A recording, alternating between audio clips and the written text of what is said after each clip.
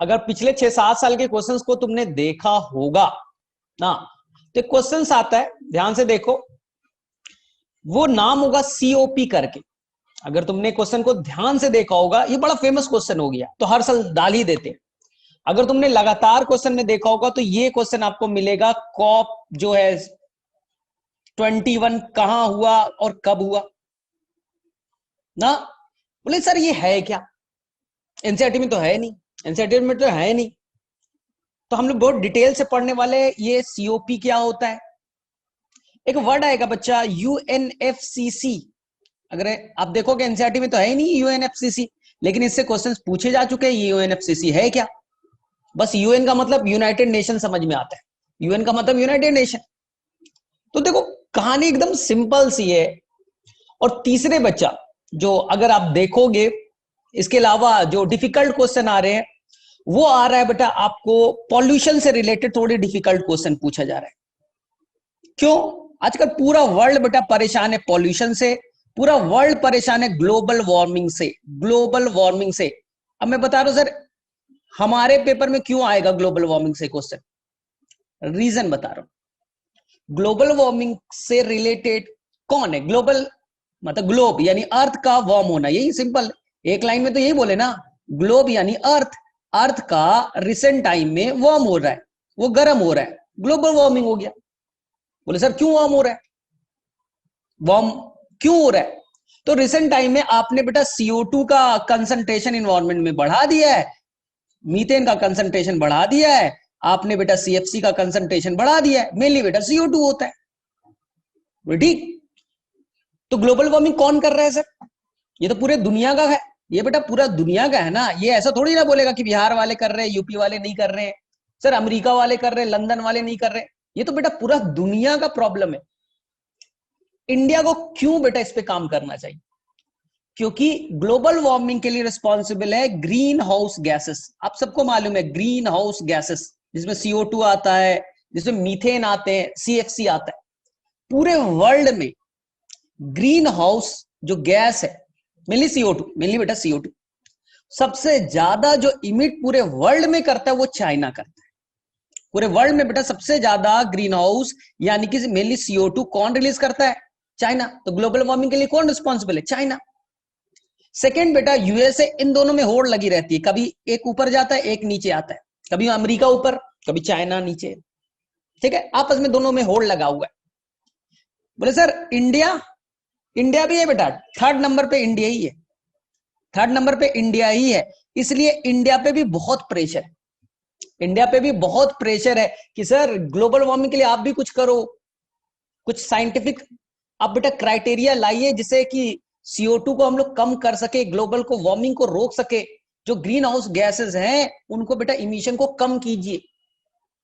ये आज का प्रॉब्लम नहीं है, ये आज से 30 साल पहले से ये प्रॉब्लम चला रहा है। ये 1990 से लोगों को लगने लगा था कि अर्थ बेटा अब वार्म होते जा रहा है, गर्म होते जा रहा है, कुछ कीजिए। तो बेटा कौन करेगा? सोचो, अर्थ वार्म हो रहा है, मुझे क्या मतलब, अर्थ वार्म हो रहा है पूरे बेटा इंडिया का कर रहा है। मान लो इंडिया, यूएस और चाइना, ये तीनों सबसे ज्यादा CO2 इमिट करते हैं। यूरोप वाले बोलेंगे अरे तुम्हारे चक्कर में मैं मर रहा हूं, ग्रीनलैंड वाले बोलेंगे तुम्हारे चक्कर में देखो बर्फ पिघल रहा है, अंटार्कटिका पिघल रहा है, बेटा ओशन में क्या हो रहा है, लेवल बढ़ते जा रहा है, तुम्हारे चक्कर में हम लोग मर रहे हैं। तो ये बेटा कोई एक कंट्री का प्रॉब्लम नहीं है, कोई एक आदमी का प्रॉब्लम नहीं है, ग्लोबल प्रॉब्लम। अब ग्लोबल प्रॉब्लम है तो सॉल्व कौन करेगा? तो पूरे दुनिया का बच्चा, पूरा दुनिया का ऑफिस कौन है? तुम्हारे स्कूल का ऑफिस तो समझ में आता है, पूरे दुनिया का ऑफिस कौन है? तो बोले सर दुनिया का ऑफिस UN होगा, यूनाइटेड नेशन। अमेरिका मत कर देना, यूनाइटेड नेशन।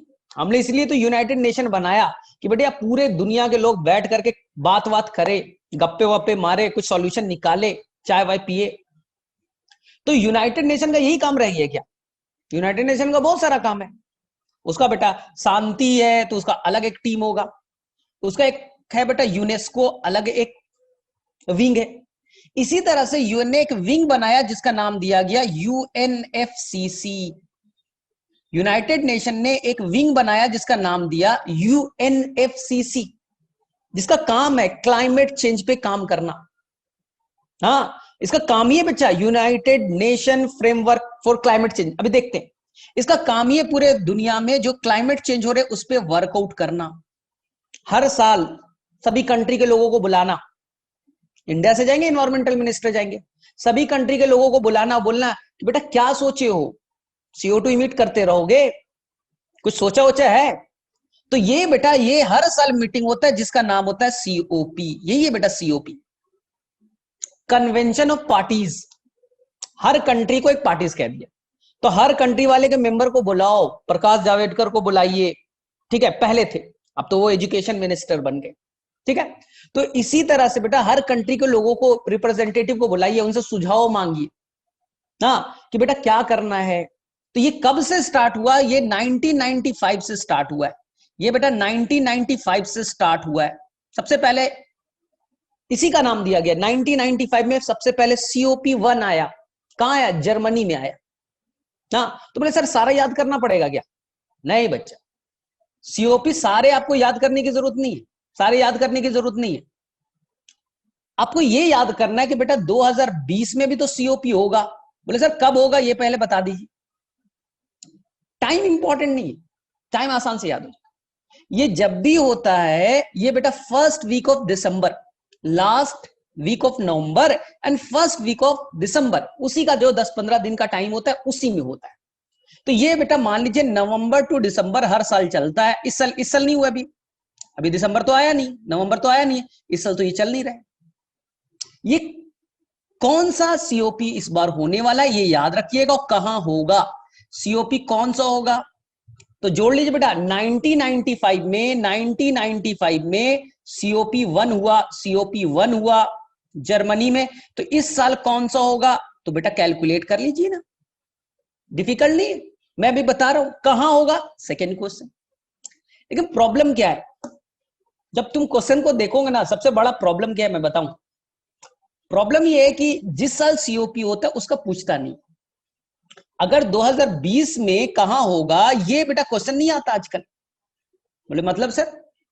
बेटा 2 साल 3 साल पहले वाले पूछ लेते। बोले मतलब सर?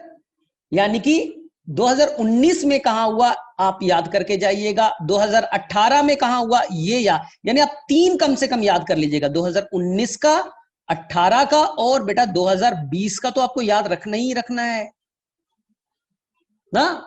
आपको बेटा ये 3 डाटा याद रखना है। जैसे कि जो सिविल सर्विसेज दूसरे रेलवे एग्जाम देते थे तो उनसे तो करंट पूछ लिया जाता था कि चलो इस साल 2020 वाला होना है तो उनसे 2020 का ही पूछेंगे।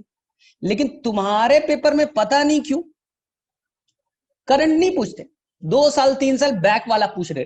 देखो 1995 से लेकर अभी तक याद तो कोई भी इंसान नहीं कर सकता, कोई टीचर भी नहीं कर सकता ना, UN वाले को भी याद नहीं होगा हर साल कहां कहां होता है। इतना याद रखिए कि आसपास जब आपका एग्जाम होने वाला है तो उसके 3-4 वाले को कम से कम याद रखिए, ये बड़ा इंपॉर्टेंट होगा। कहां होना है अभी हम लोग डिस्कस करेंगे। काम कन्वेंशन ऑफ पार्टीज, इसी में बेटा COP3 कब हुआ होगा सोचो थोड़ा। COP1 95 1995, तो COP3 हुआ था 1997 में। 1997 में ये बेटा सबसे इंपॉर्टेंट मीटिंग था। बोले सर क्यों? बेटा पहले वाले में टाइम पास करते थे, 1995 में टाइम पास, 1996 टाइम पास, 1997 में इन लोग सीरियस हो गए। बोले नहीं इस बार तो काम करना है, चाय वाय नहीं पीना है बेटा, थोड़ा एजेंडा सेट करके जाना है। बड़ा ग्लोबल वार्मिंग का चक्कर है, थोड़ा बेटा काम वाम करते हैं, इस बार सीरियस वे में काम करते हैं।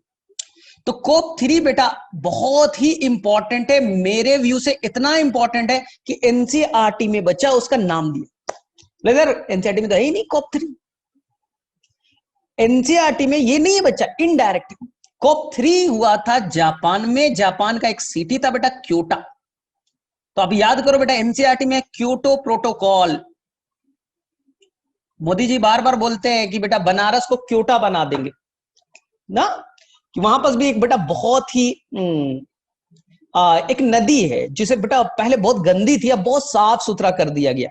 तो मोदी जी का भी यही है कि हम लोग गंगा के बगल में बनारस है ना, तो बनारस को भी उसी तरह से गंगा को साफ वाफ करेंगे, तो उनका एक मिशन। चलो ठीक है, तो ये बेटा क्योटो यानी जापान में एक COP3 हुआ और उसमें एक एजेंडा लाया गया।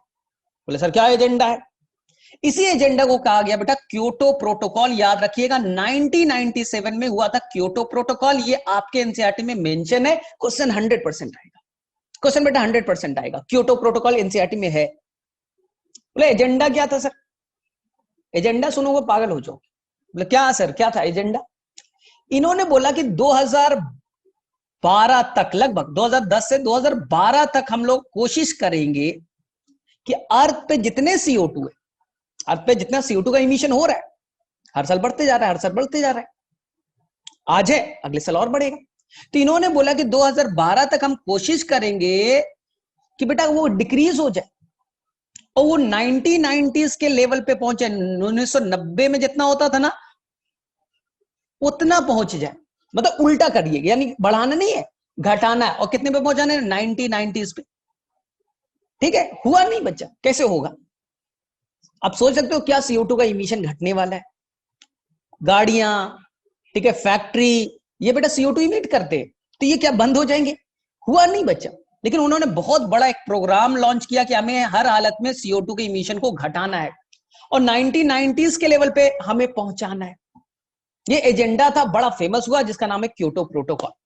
तो मैं थोड़ा सा बच्चा आपको रिकॉल कर दे रहा हूं, देख लीजिए। मैंने जो PDF है मेरे पास, उसमें मैं बता दे रहा हूं बड़ा क्योटो प्रोटोकॉल पे कहानियां क्या है। ठीक है, हाँ यहीं पास है बच्चे, यहीं पास है आपका, आराम से।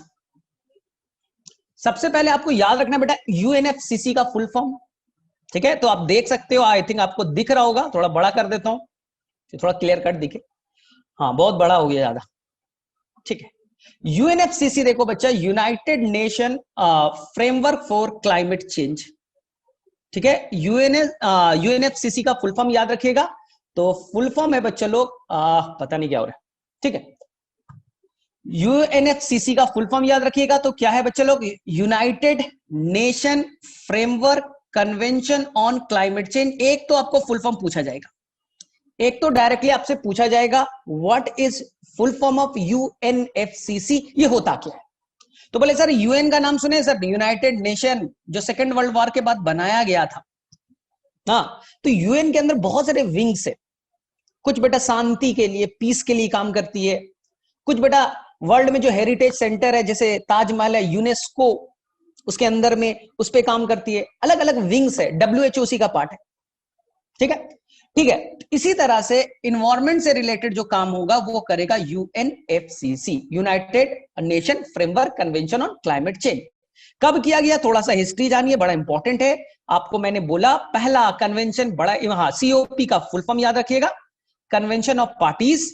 और पहला हुआ था बच्चा 1995 में। कहां हुआ ये इंपॉर्टेंट है, तो आप देख लीजिए। पहला जो हुआ था वो जर्मनी में हुआ था, बर्लिन में हुआ था। और सेकेंड और थर्ड इंपॉर्टेंट है आपके लिए, इंपॉर्टेंट है, मेरे में से पता नहीं क्या इशू। ठीक है, तो आप देख सकते हो यहां पास मेरे में से दिख जाएगा। थर्ड बेटा बड़ा इंपॉर्टेंट है क्योटो प्रोटोकॉल। ठीक है, और अभी जो होने वाला है बेटा 2020 में COP26 है, जो ग्लासगो स्कॉटलैंड में होने वाला है। ग्लासगो स्कॉटलैंड में होने वाला है 2020 वाला, इंपॉर्टेंट है। 2019 हुआ था मैड्रिड स्पेन में। आई थिंक जो फुटबॉल वुटबॉल में थोड़ा इंटरेस्ट लेते हो, मैड्रिड, ठीक है, वहां के एक ठीक है एक लीग है मैड्रिड स्पेन में। और इसी तरह से बेटा आप 3 कम से कम याद रख लीजिएगा, बड़ा इंपॉर्टेंट है। ठीक है, बड़ा इंपॉर्टेंट है। कब होगा याद रखिएगा, ये लास्ट वीक ऑफ नवंबर और अर्ली दिसंबर में आपको दिखेगा। तो यहां पर आपको लिखा हुआ ये चीज मिल जाएगा, डेट इज इंपॉर्टेंट, आप देख सकते हो यहां पास आपको मिल जाएगा। ठीक है, डेट इज इंपॉर्टेंट, नवंबर के लास्ट वीक में और दिसंबर के फर्स्ट वीक में ये होता है। ठीक है, एक चीज इस पे बात करना है। चलो ठीक है, अब आ जाओ वापस से अपने मुद्दे पे। जो भी एक्ट्स वगैरह बेटा ध्यान से देख करके एग्जाम में जाइएगा। जैसे कौन सा एक्ट बेटा, सबसे पहले अगर आपने देखा होगा, ठीक है, अगर आपने बेटा देखा होगा, ये फर्स्ट पेज पे मैं आता हूं पहले। हाँ, सबसे पहले बेटा 1974 बड़ा इंपॉर्टेंट है, जब बनाया गया था वर्ल्ड वाटर एक्ट, जिसे सिंपल भाषा में हम लोग वाटर एक्ट कहते हैं। Water prevention and control of pollution act. पानी के अंदर में जो भी पॉल्यूशन हो रहा है उसे रोकने के लिए 1974 में हमने एक्ट बनाया।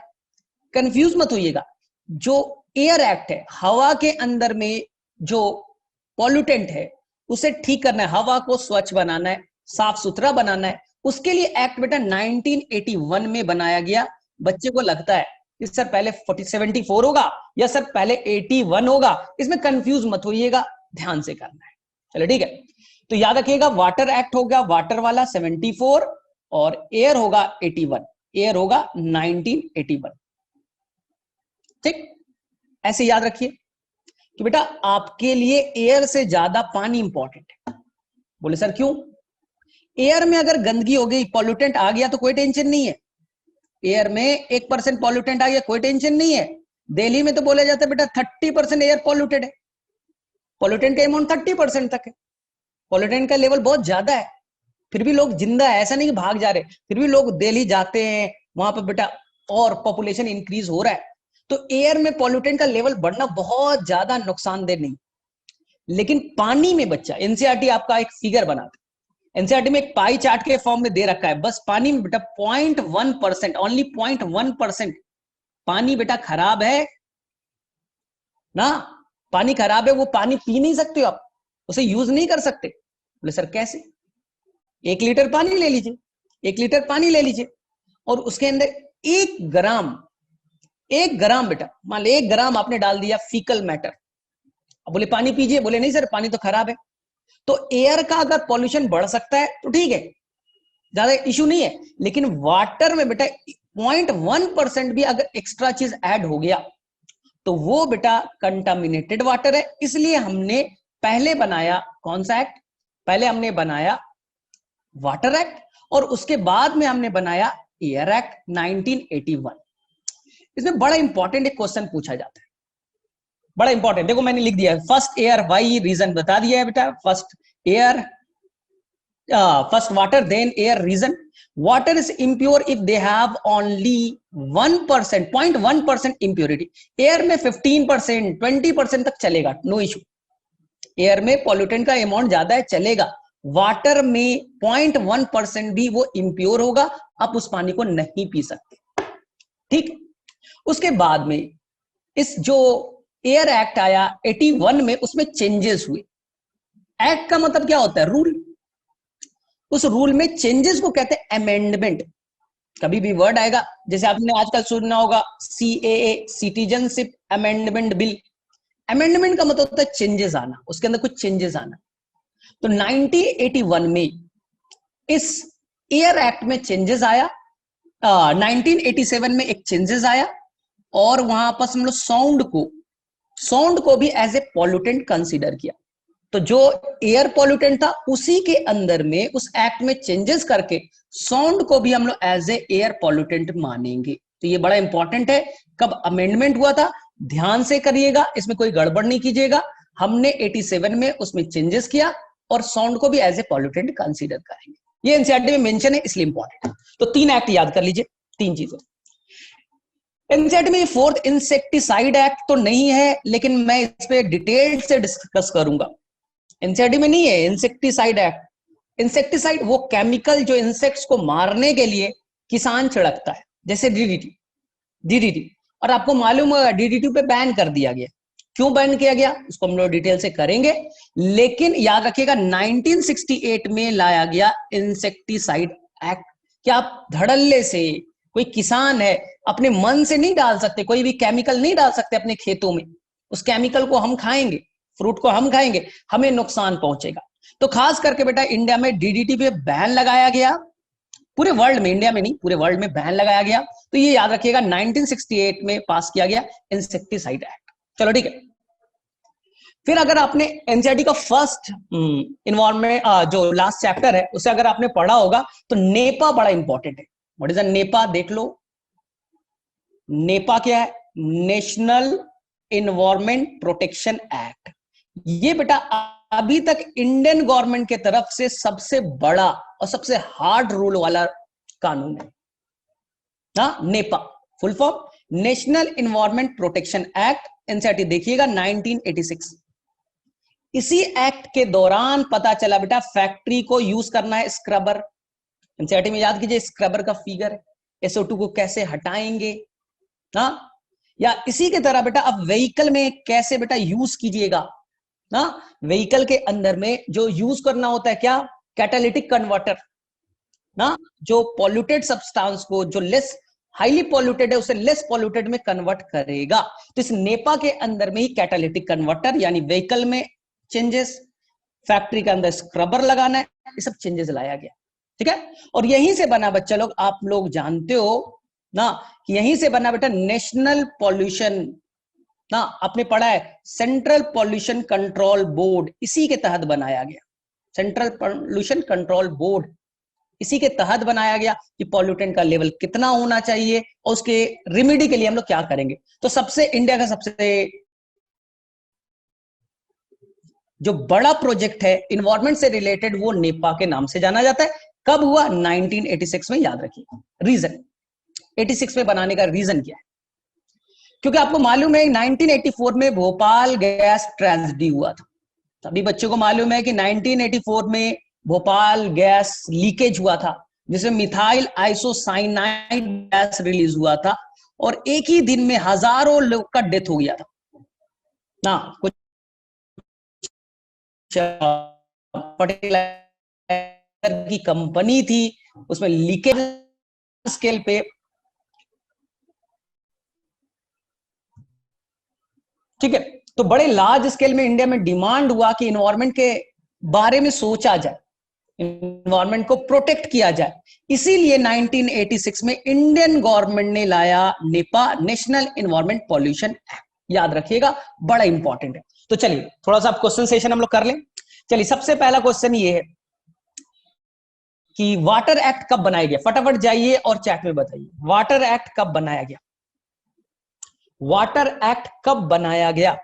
चलिए फटाफट, मैंने अभी आपको बताया 4-5 डेटे याद कराए जो बड़ा इंपॉर्टेंट है, तो फटाफट बताओ वाटर एक्ट कब बना, याद करके जाना, एग्जाम में बड़ा इंपॉर्टेंट होगा। पहले वाटर एक्ट बनेगा 1974, ठीक है। एयर एक्ट कब बना, एयर एक्ट कब बनेगा, हवा के अंदर में पॉल्यूटेंट का लेवल बढ़ रहा है उसे रोकने के लिए एक्ट बनाएंगे 81 में, ठीक है।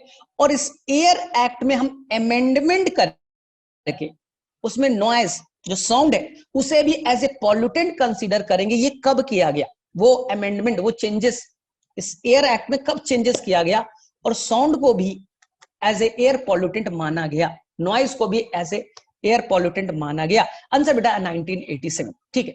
नेक्स्ट ये बच्चा, what is the full form of UNFCCC, ये डायरेक्टली क्वेश्चन आ चुका है। What is the full form of UNFCCC, अभी मैंने आपको बताया था बेटा, याद कर लो, ये सब बड़ा इंपॉर्टेंट है। What is the full form of UNFCCC, ये याद करके आपको एग्जाम में जाना है। चलिए ट्राई कीजिए कम से कम, यूएनएफसीसी, ठीक है। तो United nation framework convention on climate change, ये बड़ा इंपॉर्टेंट है। ये यूएन का एक विंग है जो भी इन्वायरमेंट से रिलेटेड जो भी काम है वो यही विंग देखता है, ठीक है। United nation framework convention on climate change, ये बड़ा इंपॉर्टेंट है। इसी के तहत हम लोग बेटा हर साल एक मीटिंग करते हैं जिसका नाम है COP. What is the full form of COP,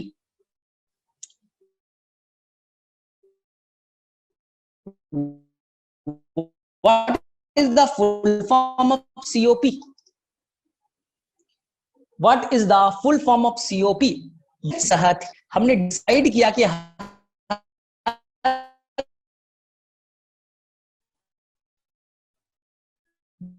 global warming के इश्यू को, जो ग्रीन हाउस गैसेस है उससे हम लोग कैसे प्रोटेक्ट करेंगे ना। तो चलिए बताइए सीओपी फर्स्ट कब हुआ था, सीओपी फर्स्ट कब हुआ था और ईयर बताइए। कन्वेंशन ऑफ पार्टीज यानी सीओपी बेटा जो फर्स्ट हुआ था वो कब हुआ था और कहां हुआ था, ये बड़ा इंपॉर्टेंट है। तो याद रखिएगा ये 1995 में हुआ था और ये हुआ था आपके जर्मनी में। ये कहां हुआ था, Germany.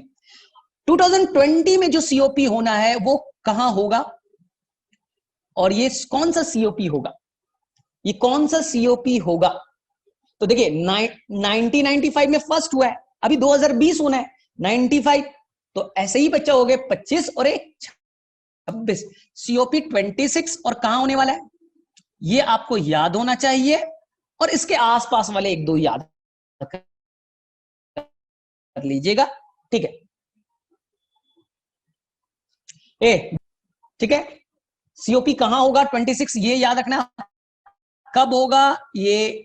First week of December and last week of the November. चलो ठीक है, अब नेक्स्ट पार्ट पे आए। अब नेक्स्ट, ठीक है, तो यहां पास ये वाला चीज क्लियर हो गया सभी को। 87 में क्या हुआ था? अमेंडमेंट वाला, ठीक।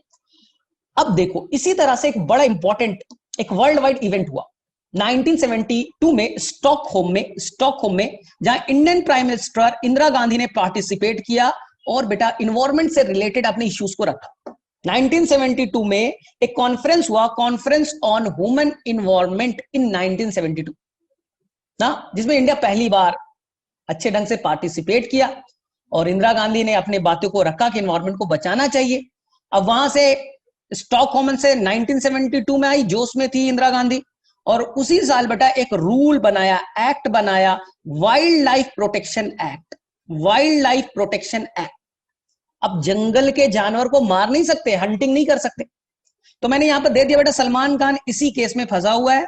जो आपने पढ़ा है कि उसने बेटा कुछ शिकार किया था, कुछ क्या क्या आप जो कहानी आपको मालूम है, तो ये बेटा एक हेवी एक्ट है 1972 का, जिसमें क्या करते हैं, आप हंटिंग नहीं कर सकते, आप जो भी जानवर हैं ना जंगल में उन्हें आप किल नहीं कर सकते हैं, ठीक है। ये बेटा इससे पहले हमारे पास एक्ट नहीं था, आप आराम से जंगल में शिकार करो, कोई टेंशन वेंशन नहीं है। अंग्रेज लोग बेटा खूब सारा शिकार करते थे, कोई टेंशन वेंशन नहीं था ना। तो पहले हमारे पास अंग्रेजों वाला एक रूल था जिसे नाम दिया था फॉरेस्ट एक्ट 1927 में था, उल्टा कर दीजिए, 1927 में था हमारे पास फॉरेस्ट एक्ट, इसे अंग्रेजों ने बनाया था। बाद में 1972 में इंदिरा गांधी ने एक नया एक्ट बनाया जिसमें बेटा कुछ रूल्स लगाए कि आप अपने मन से किसी भी जानवर को नहीं मार सकते, जंगली जानवर को किल नहीं कर सकते। इसे हम लोग कहते हैं wild life protection act, wild life protection act.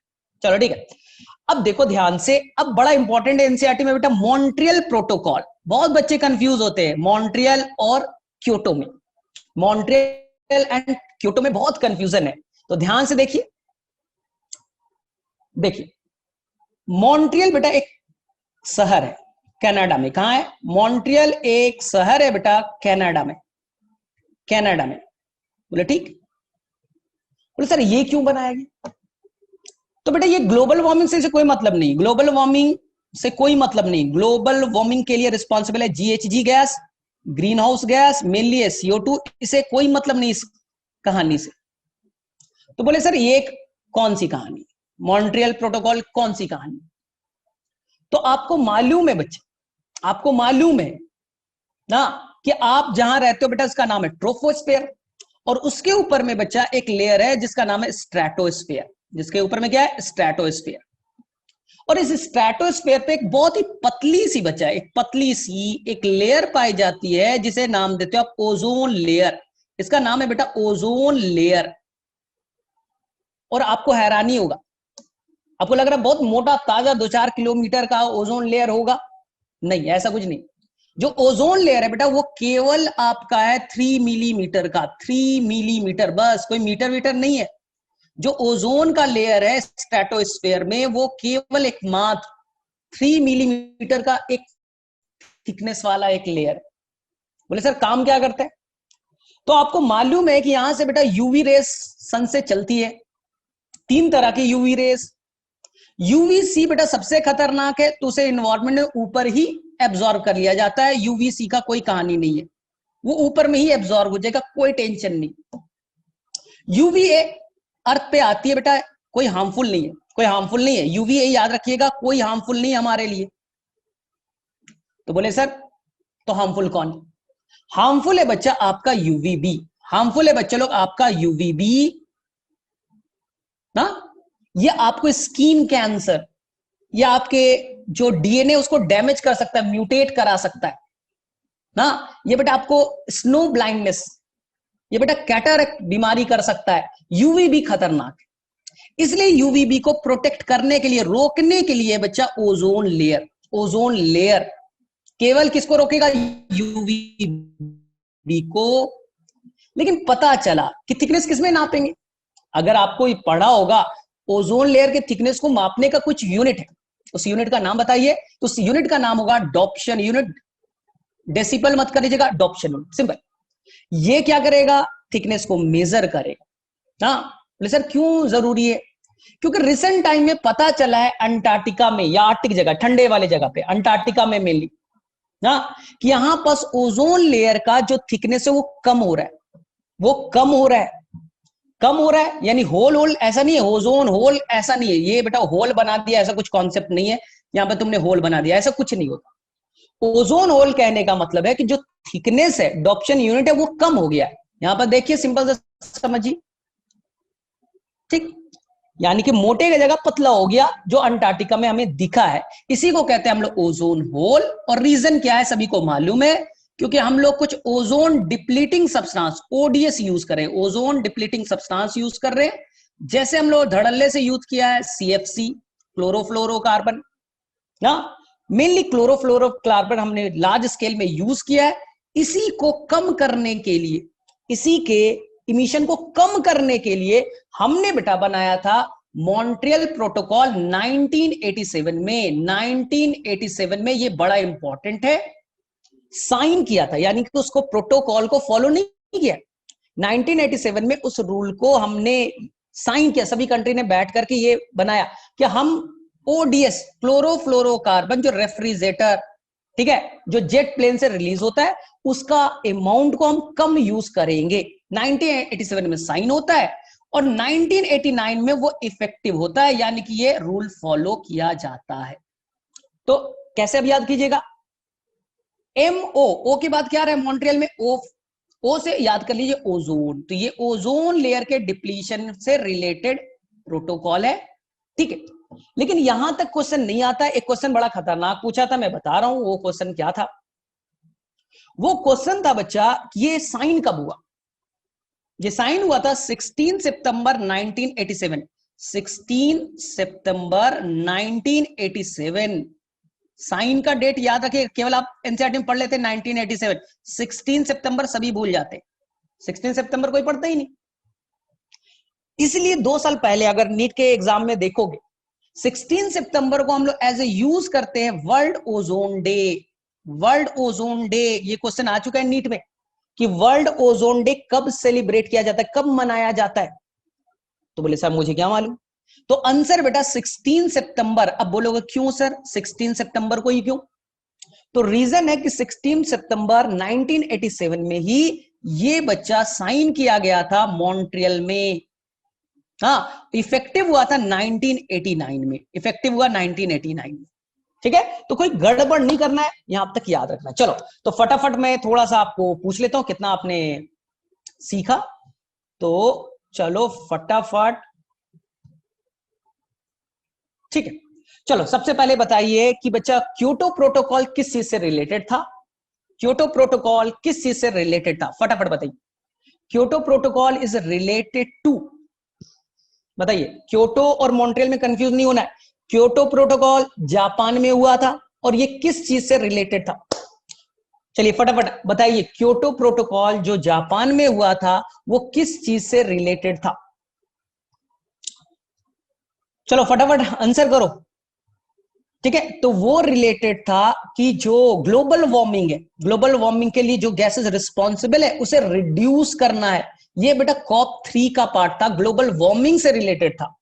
हाँ, और जो बेटा मॉन्ट्रियल प्रोटोकॉल है वो ओजोन लेयर के डिप्लीशन से रिलेटेड है, कंफ्यूज नहीं करना है, ठीक है, इसे कंफ्यूज नहीं करना है।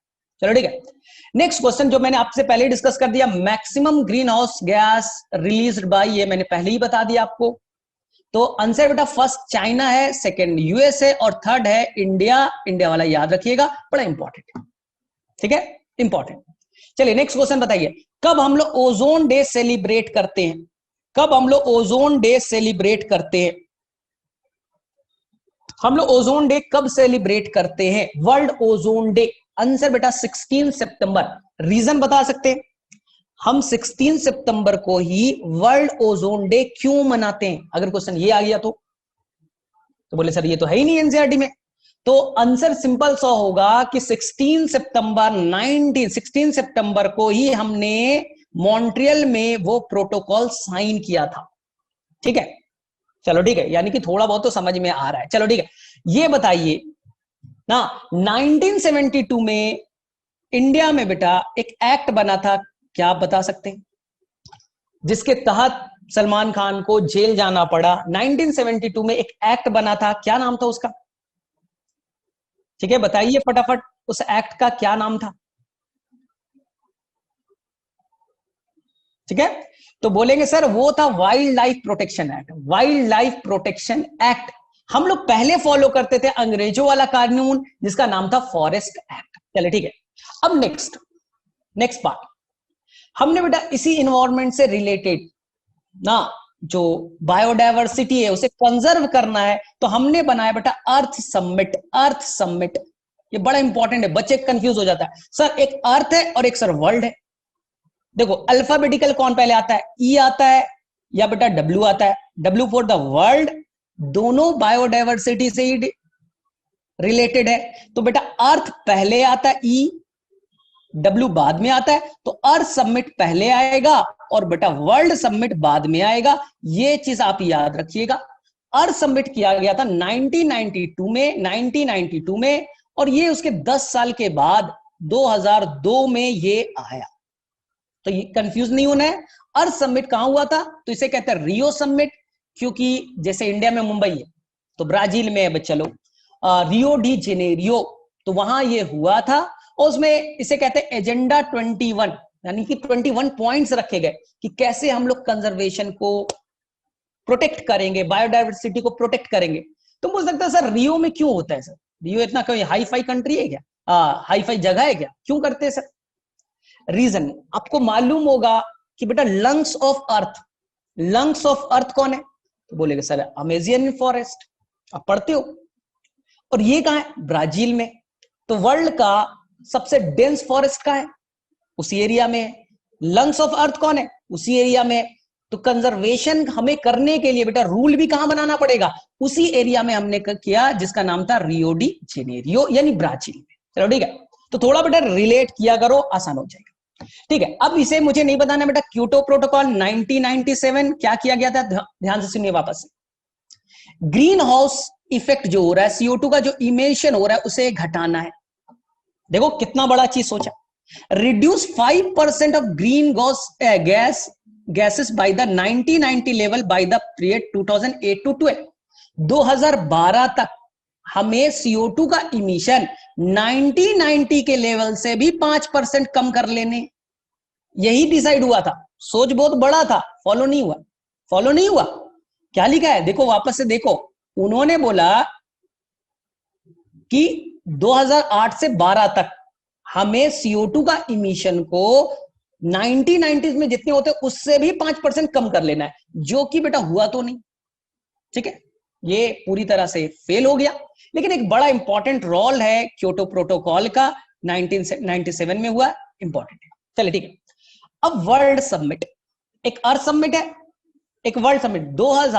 1992 के बाद 10 साल के बाद में आएगा वर्ल्ड समिट 2002 में। ये हुआ है बेटा साउथ अफ्रीका, जोहान्सबर्ग में, याद रखिएगा जोहान्सबर्ग में हुआ है। इसी को कहते हैं बायोडायवर्सिटी कंजर्वेशन। ठीक है, तो यहां तक याद रखिएगा। वर्ल्ड और अर्थ में कंफ्यूज नहीं होना है। बहुत सारे बच्चे सर अर्थ कब हुआ था, वर्ल्ड कब हुआ, बहुत कंफ्यूजन है, तो कंफ्यूज नहीं होना है, आसान। चलो ठीक है, अब देखो एनसीईआरटी में एक और चीज दे रखा है कि बेटा ई वेस्ट क्या करेंगे। आपके घर में जो मोबाइल है, टेलीफोन है, अब तो टेलीफोन कोई यूज नहीं करता है, ठीक है, तो जो भी बेटा इलेक्ट्रॉनिक वेस्ट उसका करते क्या, उसका करते क्या है? मोबाइल है, मोबाइल खराब हुआ, ठीक है, तो क्या करते हो, बोले छोटे भाई को दे देते हैं। हमारे घर में तो यही चलते हैं ना। अगर मोबाइल आप यूज कर रहे हो, लैपटॉप यूज कर रहे हो, पीसी यूज कर रहे हो, और थोड़ा बेटा वो लग रहा है कि आउटडेटेड हो रहा है, खराब हो रहा है, तो छोटे भाई को दे दो। अब छोटा भाई क्या करेगा? छोटा भाई बेटा कुछ दिन खेले वेलेगा, उसके बाद में कबाड़ में जाएगा। अब कबाड़ से कहां जाएगा?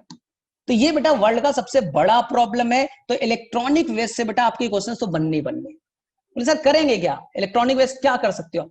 कोई उपाय नहीं, जला नहीं सकते, ये सब नहीं कर नहीं सकते। तो इसका सबसे मेन है बेटा इसका रिसाइकलिंग करना, रिसाइकलिंग करना। तो इलेक्ट्रॉनिक वेस्ट का सबसे अच्छा जो आप पढ़ते हो वो रिसाइकलिंग है। चले ठीक है। इसके अलावा आपके एनसीईआरटी में बेटा ऑर्गेनिक फार्मिंग से रिलेटेड कुछ कॉन्सेप्ट दे रखे होंगे ना, कि हरियाणा के कोई किसान थे रमेश डोगर ना, सोनीपत के, तो उन्होंने बोला कि देखो ये हम लोग क्या करते हैं आजकल, इतना केमिकल्स यूज करते हैं, उसको हटाते, हम लोग एक ऐसी खेती करते हैं, ठीक है, जिसमें केमिकल्स का कम से कम यूज हुआ, और सब मिल करके करते हैं। यानी कि जो पानी बारिश के फॉर्म में आता है उसको पहले हम लोग क्या करते हैं, उस पानी को स्टोर करेंगे, उसी को इरिगेशन में यूज करेंगे, खेती वेती करेंगे, उस जो खेत से निकलेगा, जो गोबर निकलेंगे, बायोगैस प्लांट बना लेंगे, ठीक है, फ्लोरिकल्चर करेंगे, फूल लगाएंगे, तो बेटा वहां पर फूल लगेगा तो बीज हनी भी आएंगे, एपीकल्चर भी हो जाएगा, थोड़ा तालाब वालाब में बेटा मछली भी पालन हो जाएगा, सब कुछ मर्ज करके आसानी से एक साथ करे, तो ये बेटा बड़ा इंपॉर्टेंट है, आप एनसीईआरटी में देख लीजिएगा, ठीक है।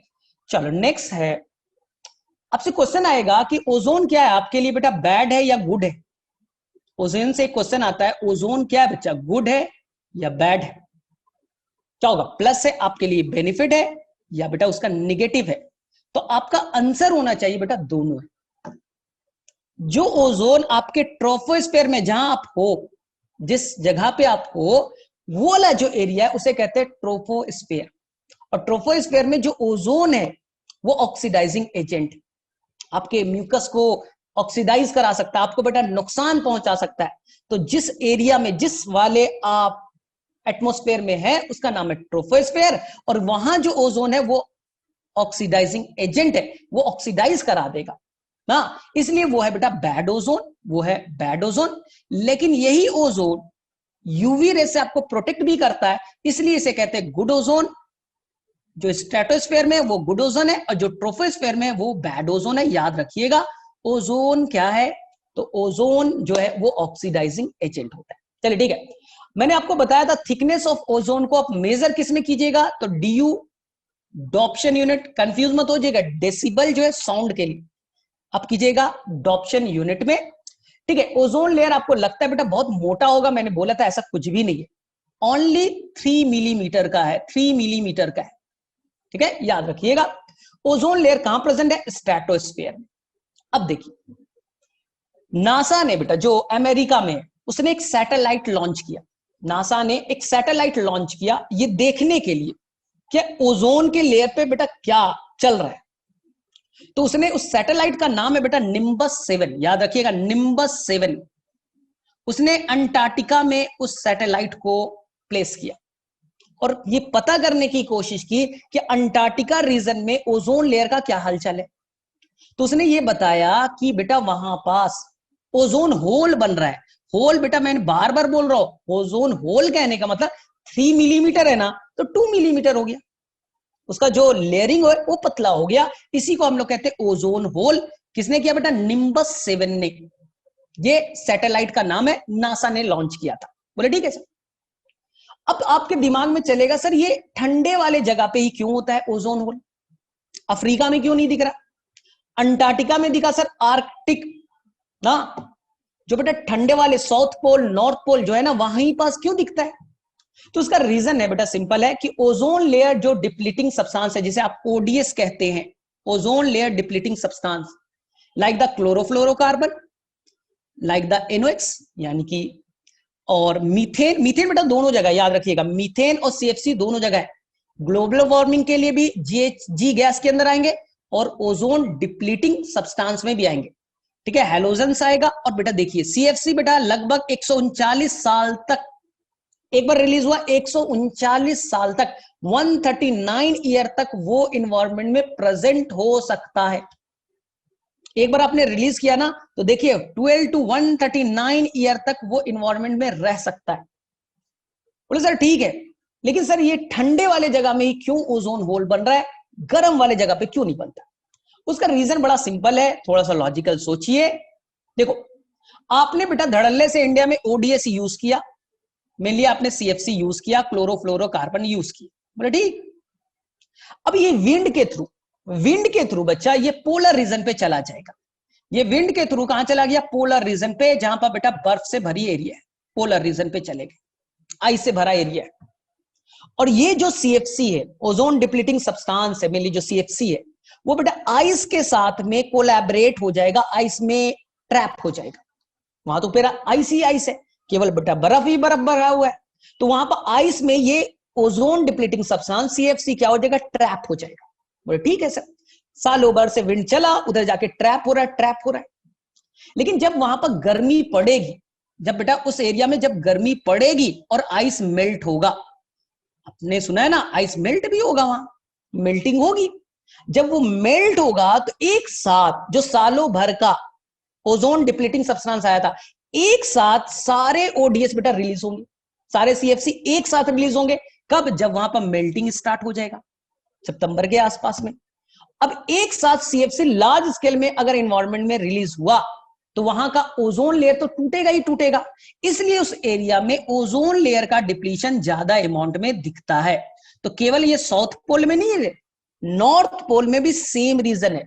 सालों भर विंड के थ्रू वहां जाके ट्रैप हो गए, आइस में फंस गए, और जब आइस मेल्ट होगा एक साथ, एक ही महीने 1.5 महीने में तो सारे आइस वहां से मेल्ट होना स्टार्ट हो जाएंगे। तो जब वो सालों भर ठंड है, उस टाइम तो मेल्टिंग होगा नहीं, फंस रहे, ट्रैप हो रहे।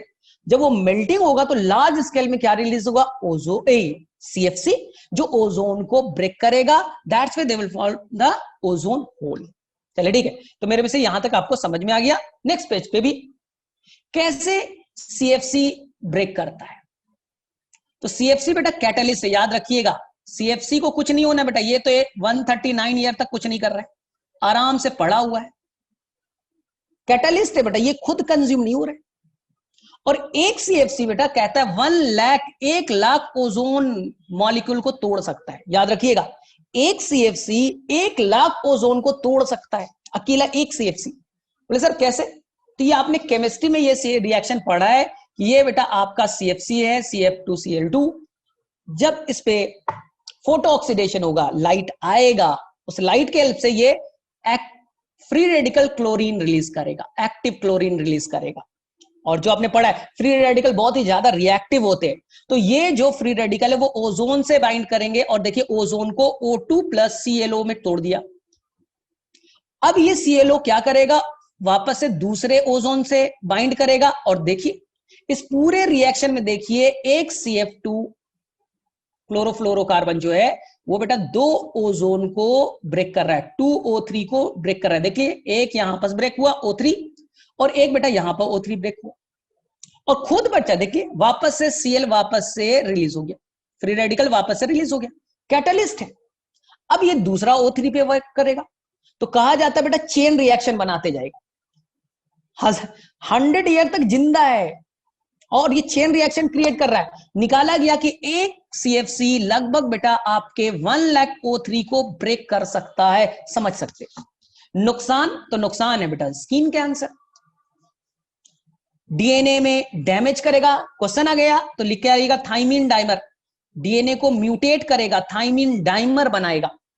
और ये आंखों का प्रॉब्लम, स्नो ब्लाइंडनेस, कैटरेक्ट, इसलिए आप ठीक है क्या करते हैं बेटा, स्किन में क्रीम लगाते हैं, यूवी प्रोटेक्टेड, गॉगल्स पहनते हैं यूवी प्रोटेक्टेड गर्मियों में। क्यों? यूवी आपको नुकसान पहुंचा, मेनली आईज, आंखों को, और आपके स्किन को।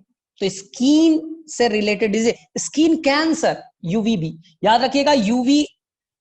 यूवी बच्चा सी आता ही नहीं है, सबसे खतरनाक UVC है, वो ऊपर ही रह जाता है। UVA आपके एनवायरमेंट में आता है, नुकसान नहीं करता, और UVB बेटा नुकसान वाला है, और जैसे ही ओजोन लेयर टूटेगा तो ये आसानी से अंदर आ सकते हैं। चलिए ठीक है, मेरे से अब मुझे एक्सप्लेन करने की जरूरत नहीं है, वाई ओजोन होल इन कोल्डर रीजन, ठंडे जगह पे क्यों होते हैं, एक्सप्लेन मैंने कर दिया बेटा। ODS, ozone depleting substance, move with the help of wind accumulate in ice. India में यूज हुआ, विंड से चलेगा, आइस में ट्रैप हो जाएगा। ठीक, इन समर सीजन जब गर्मी वहां पड़ेगी, आइस मेल्ट होगा, तो they will release large scale में ODS and they will ozone को डैमेज करेंगे। तो मेरे से सभी को याद हो गया, बड़ा इंपॉर्टेंट है। ठीक है, तो वापस से एक बार रिवाइज कर ले। 16 सितंबर 1987 को हमने मॉन्ट्रियल प्रोटोकॉल इसके लिए बनाया, 16 सितंबर को साइन किया गया, इसलिए हम लोग वर्ल्ड ओजोन डे 16 सितंबर को ही मनाते हैं, ये इंपॉर्टेंट है। तो साइन 87 में, और इफेक्टिव जैसे आजकल सुनते हो नेशनल एजुकेशन पॉलिसी आ गया, आ तो गया, लेकिन इफेक्टिव कब से? तो बोला जाए सर 2023 से, 24 से। तो बेटा रूल तो बना दिया आपने, इफेक्टिव कब से होगा ये इंपॉर्टेंट है, 89 से। ठीक है, तो मेरे में से क्लियर है, शिवानी का एक क्वेश्चन ले लेते हैं। चलो यहां तक मेरे में से किसी बच्चे को कोई भी इश्यू नहीं होना चाहिए। चलो मैं फटाफट कुछ क्वेश्चंस पूछ लेता हूं, इतना देर तक याद किया या भूल गए सभी? हाँ चलो ये बताइए फटाफट बच्चे लोग, वाटर एक्ट कब बना? चलो वापस मैं इतनी बार रिपीट करूंगा कि याद हो जाएगा आपका। वाटर एक्ट कब बना? फटाफट आंसर कीजिए। वाटर एक्ट कब बना? आंसर कीजिए फटाफट। तो बोले सर सबसे पहले वाटर एक्ट बना था सर 1974। चलिए सेकंड क्वेश्चन, कब बना बच्चा आपका एयर एक्ट? एयर एक्ट कब बना? आंसर बेटा 1981। और कब बच्चा उसमें एमेंड करके नॉइज को भी एज ए पॉल्यूटेंट माना गया? ये थर्ड क्वेश्चन। तो बोलेंगे सर नॉइज को माना गया सर 87 में। 87 में हमने नॉइज को भी as a air pollutant consider किया, सेकंड अमेंडमेंट में। बोले ठीक है।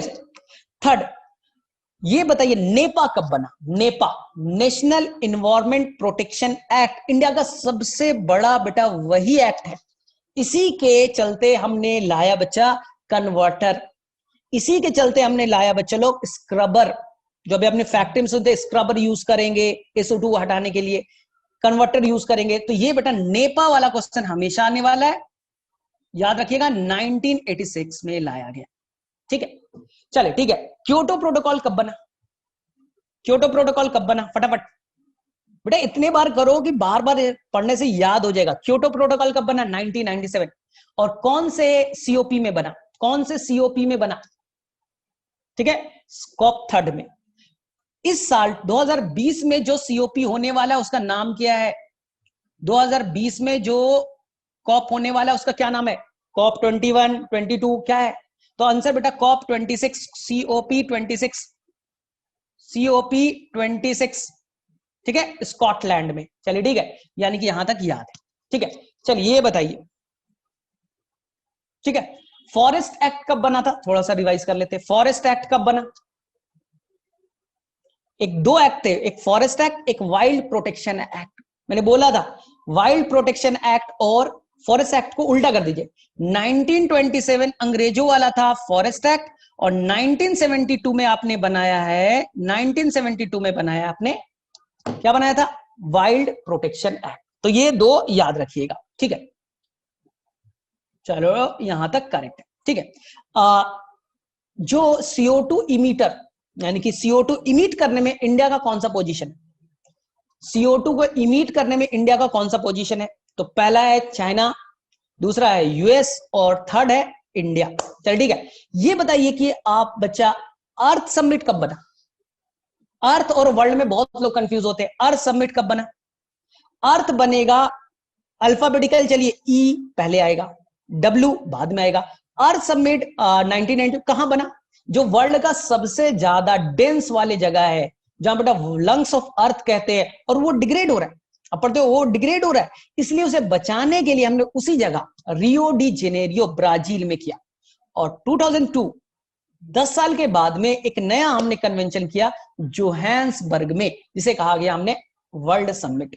ठीक है, मेरे में से आप कंफ्यूजन नहीं होना चाहिए। चलो अब यहां देखो, एक और इंपॉर्टेंट चीज है, एनसीईआरटी का वर्ड है। हम पानी को इंप्योर कब मानेंगे? हम पानी को इंप्योर कब मानेंगे? तो सिंपल सी कहानी है एनसीईआरटी में बेटा, कि जब उस पानी के अंदर में 0.1% इंप्योरिटीज आ जाए, बस 0.1% इंप्योरिटीज आ गए, पानी को पॉल्यूटेड, पानी पॉल्यूटेड है, आप नहीं पी सकते। तो बोले सर उसमें क्या होगा? तो एनसीईआरटी में देखिएगा बच्चा, उसमें सस्पेंडेड सॉलिड हो सकते हैं, डिसॉल्व न्यूट्रिएंट हो सकते हैं, नाइट्रेट, फॉस्फेट, फ्लोराइड, क्लोराइड हो सकते हैं, डिसॉल्व न्यूट्रिएंट हो सकते हैं, या तो बेटा उसके अंदर में होता है फीकल मैटर, बैक्टीरिया हो सकता है, ये सब हो सकते हैं। ठीक, अब प्रॉब्लम ये है हाँ कि फैक्ट्री है बच्चा, ये यमुना रिवर है, और यमुना में बेटा आपने फैक्ट्री से ढेर सारे यहां पर सीवेज वेस्ट मटेरियल डाला, पूरे दिल्ली का बेटा सीवेज वहां पर गिर रहा है। ठीक है, तो इसे बेटा कैसे साफ करेंगे? ये बड़ा इंपॉर्टेंट है। ठीक है, तो हम लोग कैसे करेंगे बड़ा अच्छे से मैं आपको समझा देता हूं, इसमें बहुत लोगों को कंफ्यूजन होता है, ध्यान से सुनिए, ध्यान से सुनिए। बीओडी वगैरह बहुत लोगों को कंफ्यूजन होता है, ध्यान से सुनो, बहुत ही आसान है। बीओडी होता क्या, ये सब तो आसान क्वेश्चन है। बीओडी का फुल फॉर्म क्या है, रियली में देखते हैं बहुत सारे बच्चों को कंफ्यूजन है, तो देखो क्लियर करते हैं। देखो यहां ध्यान से, मान लो बेटा ये आपका वाटर बॉडी से पानी भरा है, वाटर बॉडीज है, दिस वाटर बॉडीज, बोले ठीक है, वाटर बॉडी से पानी से भरा हुआ एरिया है। अब ध्यान से स्टेप वाइज चलेंगे, बड़ा आसान लगेगा, ध्यान से देखो। यहां पर बेटा आपके वेस्ट मटेरियल रखे हैं, वेस्ट मटेरियल है, ठीक है, जो आपका घर का कूड़ा कचरा है रखा हुआ है, बोले ठीक है, ये रेड वाला है, ठीक, वेस्ट मटेरियल।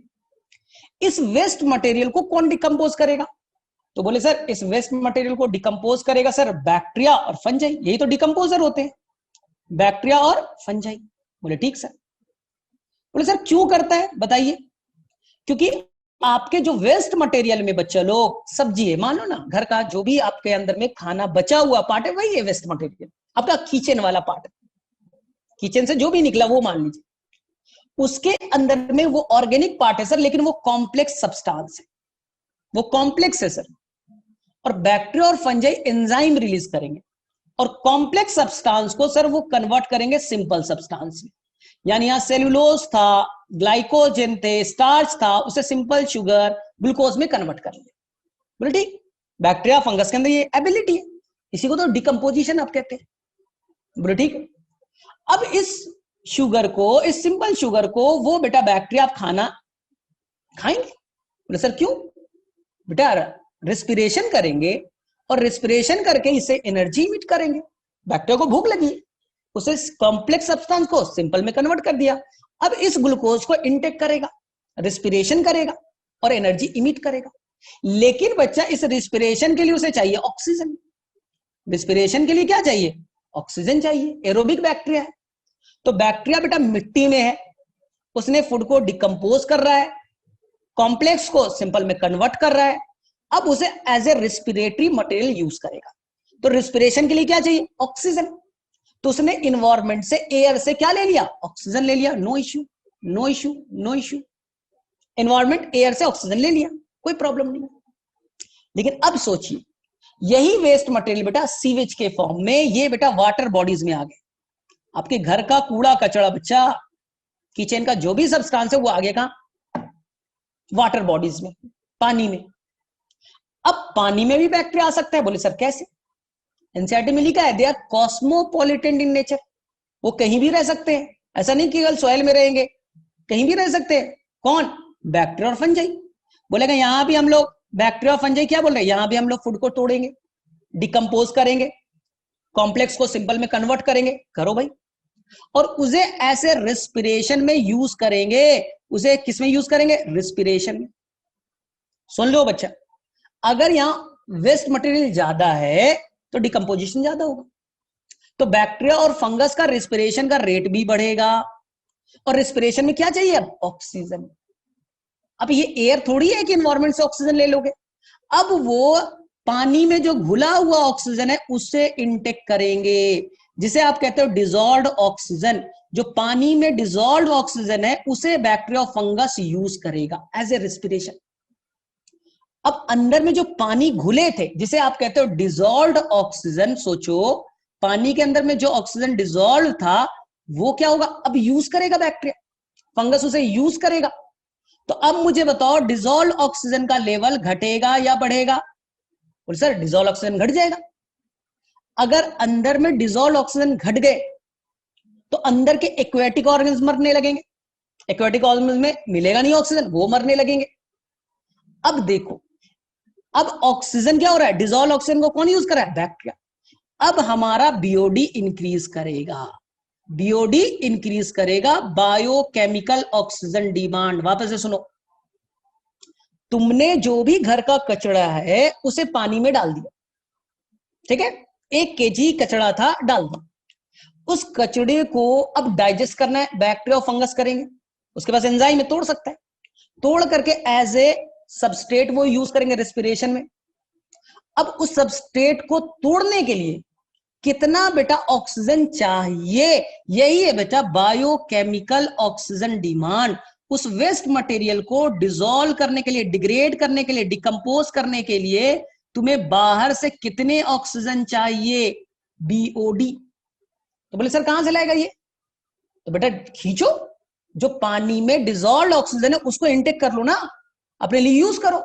तो बीओडी अगर ज्यादा, वेस्ट मटेरियल ज्यादा, डिमांड ज्यादा है, बैक्टीरिया बोल रहा है ज्यादा है, ज्यादा इसे तोड़ेंगे, ज्यादा रेस्पिरेशन करेंगे, तो ऑक्सीजन का डिमांड ज्यादा है, तो बेटा अंदर का डिसॉल्व ऑक्सीजन तो घटेगा।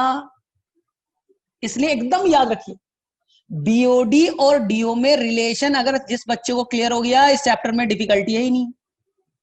बीओडी ज्यादा, ऐसे सोचिए, वेस्ट मटेरियल ज्यादा है, डिसॉल्व करने के लिए बैक्टीरिया का अमाउंट ज्यादा, बैक्टीरिया को अब रेस्पिरेशन ज्यादा अमाउंट में करना पड़ेगा, उसने बाहर से ऑक्सीजन ढेर सारा डिसॉल्व ऑक्सीजन ले लिया, तो डिसॉल्व ऑक्सीजन घटेगा और बीओडी बढ़ेगा। तो याद रखिएगा, इससे क्वेश्चंस बन जाएंगे, इससे बेटा क्वेश्चंस बनेंगे।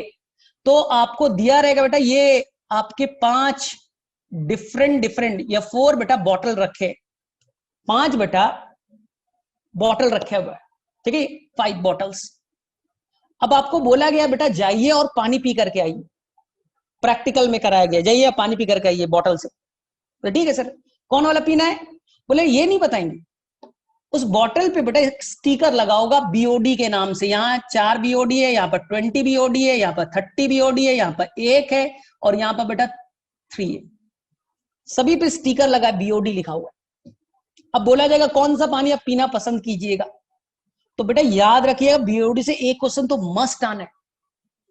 बीओडी जितना ज्यादा होगा, बीओडी जितना ज्यादा होगा, यानी उसमें वेस्ट मटेरियल उतने ज्यादा हैं, यानी वो उतना ज्यादा कंटामिनेटेड वाटर है। तो बीओडी को आप कंटामिनेशन में यूज कर सकते हैं। पानी कितना गंदा है बीओडी बता सकता है। जितना कम बीओडी है, जितना कम बीओडी है, बीओडी 1 है, बीओडी कम यानी कि वो बेटा लेस कंटामिनेटेड वाटर है, आप ये पानी पी सकते हैं, ये पानी आप पी सकते हो। तो ये चीज हमेशा क्वेश्चन आता है, उसमें आप गड़बड़ करके आते हो, तो कभी गड़बड़ नहीं करना है। मैं एक सिंपल सा एक आपको सॉल्व करा रहा हूं, इस पे देखो ध्यान से बनाना, इसमें कितने लोग कंफ्यूज होते हैं वो मैं बता रहा हूं। एनसीईआरटी का फिगर है बहुत ही अच्छा सा, मैं उसे सॉल्व करा रहा हूं। इकोलॉजी पार्ट 2, ठीक है, हाँ यहां से फिगर एनसीईआरटी का ही है। देखो ये फिगर, इसमें आधे लोग कंफ्यूज होते हैं कि ये सर है क्या, इसमें बहुत कंफ्यूजन है। तो बेटा इसमें कंफ्यूज मत होइए, आराम से देखिए फिगर को और ऐसे कंसीडर कीजिए, ऐसे कंसीडर कीजिए ध्यान से। आपको बस ये याद रखना बीओडी क्या होता है, आपको बस ये याद रखना है कि बीओडी आखिर होता क्या है, बीओडी आखिर होता क्या है, और बेटा डीओ क्या होता है, डिसॉल्व्ड ऑक्सीजन होता क्या है। ये क्वेश्चंस बन जाएगा आसानी से, ये बन जाएगा, कोई टेंशन नहीं है। देखो क्या करना है, सबसे पहले इस फिगर को थोड़ा सा बड़ा करते हैं तभी तो हो पाएगा, ठीक है। ऐसा करता हूं, एक और फिगर मैं खुद से बनाता हूं। यहां देखो,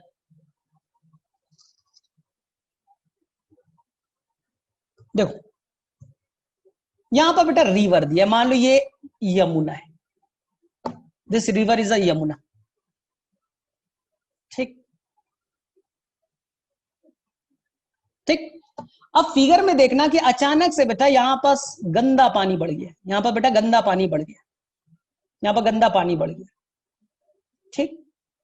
इधर देखिए बेटा अभी पानी क्लीन है, इसमें बेटा वेस्ट मटेरियल नहीं है, ये बेटा क्लीन वाटर है, ये बेटा डर्ट वाटर है। और थोड़ी देर के बाद देखिएगा तो वापस से बच्चा, वापस से देखिएगा थोड़ी देर के बाद में, तो यहां पर फिर से क्लीन वाटर आ जाएगा, क्लीन वाटर आ जाएगा। पहले कहानी को सुनिए, बोले क्या है सर, गंगा यमुना मान लो, तो ये बेटा यमुना है, D for dot, D for Delhi, ये बेटा दिल्ली की कहानी, दिल्ली की कहानी। दिल्ली में जैसे ही रिवर यमुना इंटर करेगा तो वहां बेटा कितने सारे 100 ऑफ फैक्ट्री है जिससे बेटा सीवेज वेस्ट मटेरियल निकलेगा, 100 ऑफ फैक्ट्रीज है। जैसे ही यमुना दिल्ली में एंटर करेगी, ढेर सारा जो वेस्ट मटेरियल है, जो फैक्ट्री का जो सीवेज है, वो बेटा निकलेगा कहां? यमुना में। पानी गंदा है, देखिएगा बेटा ब्लैक कलर से बना है। उससे पहले जो यमुना थी वो बेटा कहां थी? हरियाणा में। दिल्ली से पहले कहां थी? हरियाणा में। हरियाणा में क्लीन है। थोड़ी देर के बाद, यानी कि अब वो थोड़ी देर के बाद जब दिल्ली को क्रॉस कर जाएगी, यूपी में चले जाएगी, तो वापस से वो क्लीन हो गई। वापस से बेटा क्लीन हो गई। तो इधर क्लीन, इधर क्लीन, यहां पर डट। इतना समझ में आया? बोले सर यहां पर डट क्यों है? क्योंकि बेटा जैसे ही वो हरियाणा में थी वो साफ पानी था। हरियाणा से जैसे ही दिल्ली में एंटर किया, सारे फैक्ट्री, सारे सीवेज, सारी गंदगी आ गई, तो पानी गंदा। और ये बेटा 50 किलोमीटर 60 किलोमीटर ट्रेवल किया, जैसे यूपी में फिर गांव में पहुंचा तो वापस से ये क्लीन हो गया, वापस से ये क्लीन हो गया। अब देखिए नीचे वाले फिगर को, जो एनसीईआरटी ने यहां तक बनाया, ऐसे बनाया।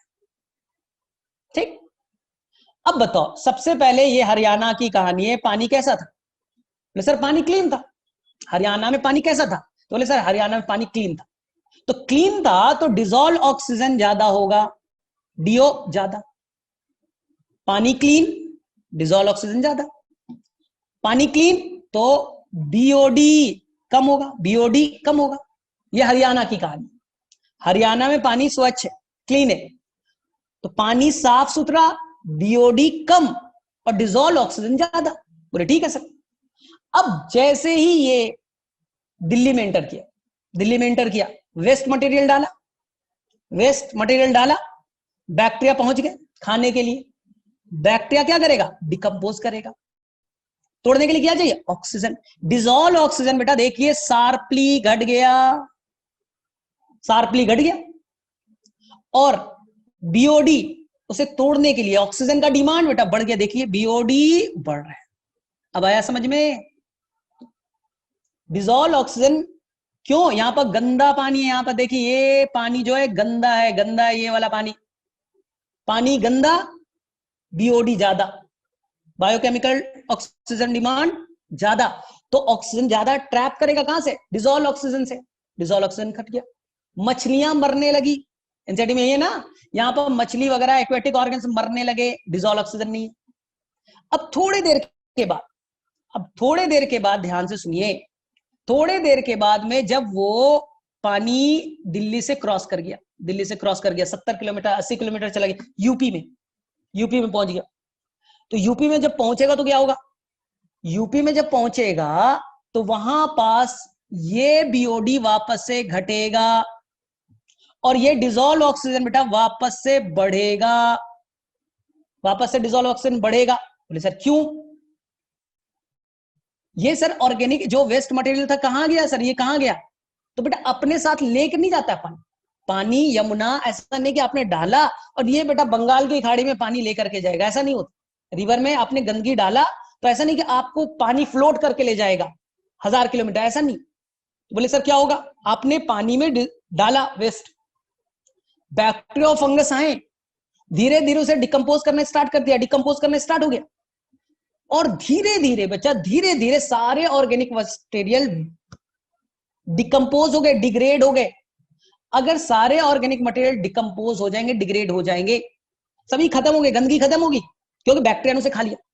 अब बैक्टीरिया ने सारा खा लिया, अब वेस्ट मटेरियल है नहीं, यानी कि बैक्टीरिया को खाना नहीं मिलेगा, खाना नहीं मिलेगा, बैक्टीरिया मरने लगे। अब बैक्टीरिया बेटा मरने लगे, बैक्टीरिया ही खत्म, तो डिसॉल्व ऑक्सीजन को यूज नहीं करेगा, तो वापस से बीओडी घटेगा और धीरे धीरे बेटा डिसॉल्व ऑक्सीजन बढ़ने लगेंगे, डिसॉल्व ऑक्सीजन बढ़ने लगेगा। तो मेरे में से सभी को क्लियर है? तो आप ऐसा कीजिए, इसे 3 पार्ट्स में डिवाइड कर दीजिए। ये हरियाणा वाला ए पार्ट, दिल्ली वाले पार्ट को बी कहिए, और ये बेटा जो पार्ट है ये यूपी वाला पार्ट है सी पार्ट। बस इस पे क्वेश्चन बना दीजिए, प्रॉब्लम सॉल्व है। हरियाणा में पानी क्लीन था, हरियाणा में पानी क्लीन था, क्लीन वाटर है तो डिसॉल्व ऑक्सीजन होगा। तो डिसॉल्व ऑक्सीजन देखिए व्हाइट वाला, डिसॉल्व ऑक्सीजन ज्यादा। इसके अंदर कोई वेस्ट मटेरियल नहीं है, कोई बैक्टीरिया फैक्टीरिया नहीं है, ऑक्सीजन का डिमांड भी नहीं कर रहे, नहीं है तो बीओडी कम है।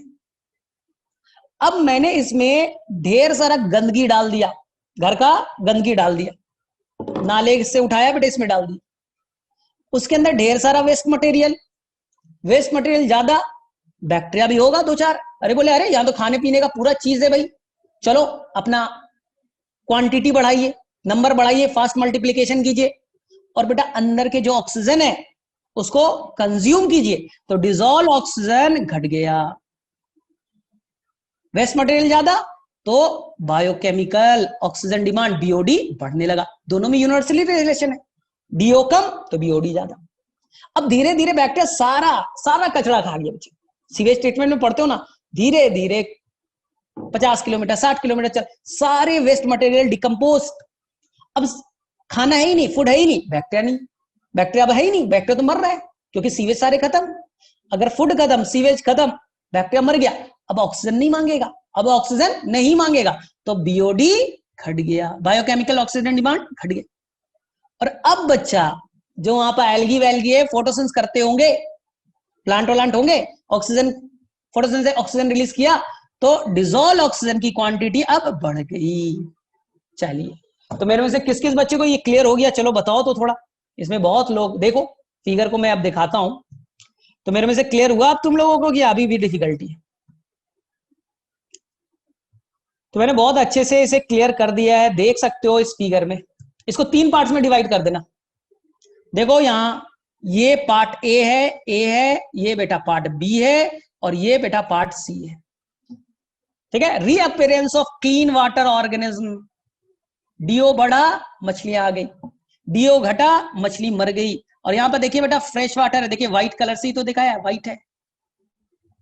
तो मेरे में से बहुत अच्छे से समझ में आ गया होगा,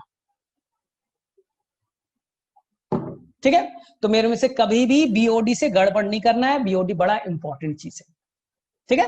तो चलो कर लोगे यहां तक।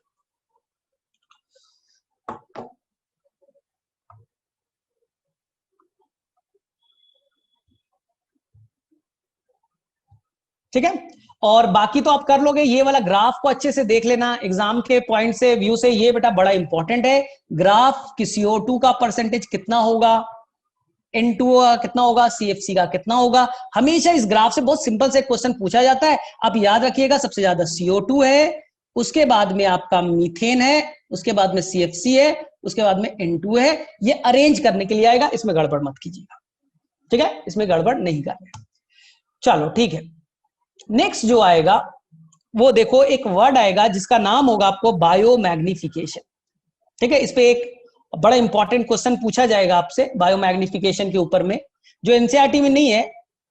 एक वर्ड आएगा साइलेंट स्प्रिंग। अगर तुमने क्वेश्चन बनाया होगा ईमानदारी से तो ये वर्ड मिला होगा कि साइलेंट स्प्रिंग नाम का एक बुक है, वो किसने लिखा और क्यों लिखा। साइलेंट स्प्रिंग नाम का एक बुक है ना, वो किसने लिखा और क्यों लिखा, और क्यों आपके एग्जाम में पूछा गया है। कोई बनता नहीं क्वेश्चन, बुक नोबेल लिखा है, नोबेल से क्या बनेगा क्वेश्चन, लेकिन इंपॉर्टेंट है, बहुत ज्यादा इंपॉर्टेंट है। उसकी कहानी को आप थोड़े डिटेल में जाओ, पहले उस कहानी को पहले डिटेल में जाइए, ठीक है। बहुत सारे बच्चों को मालूम है, लेकिन उसके डिटेल कहानी को पहले समझो, उसकी डिटेल कहानी क्या है थोड़ा मैं बता। 1940s में एक साइंटिस्ट को नोबेल प्राइज मिला, पहले समझो उस कहानी को, पहले समझो डिटेल से। 1940s में एक साइंटिस्ट को नोबेल प्राइज मिला जिसका नाम था पॉल मुलर। एक साइंटिस्ट को नोबेल प्राइज मिलता है जिसका नाम था पॉल मुलर।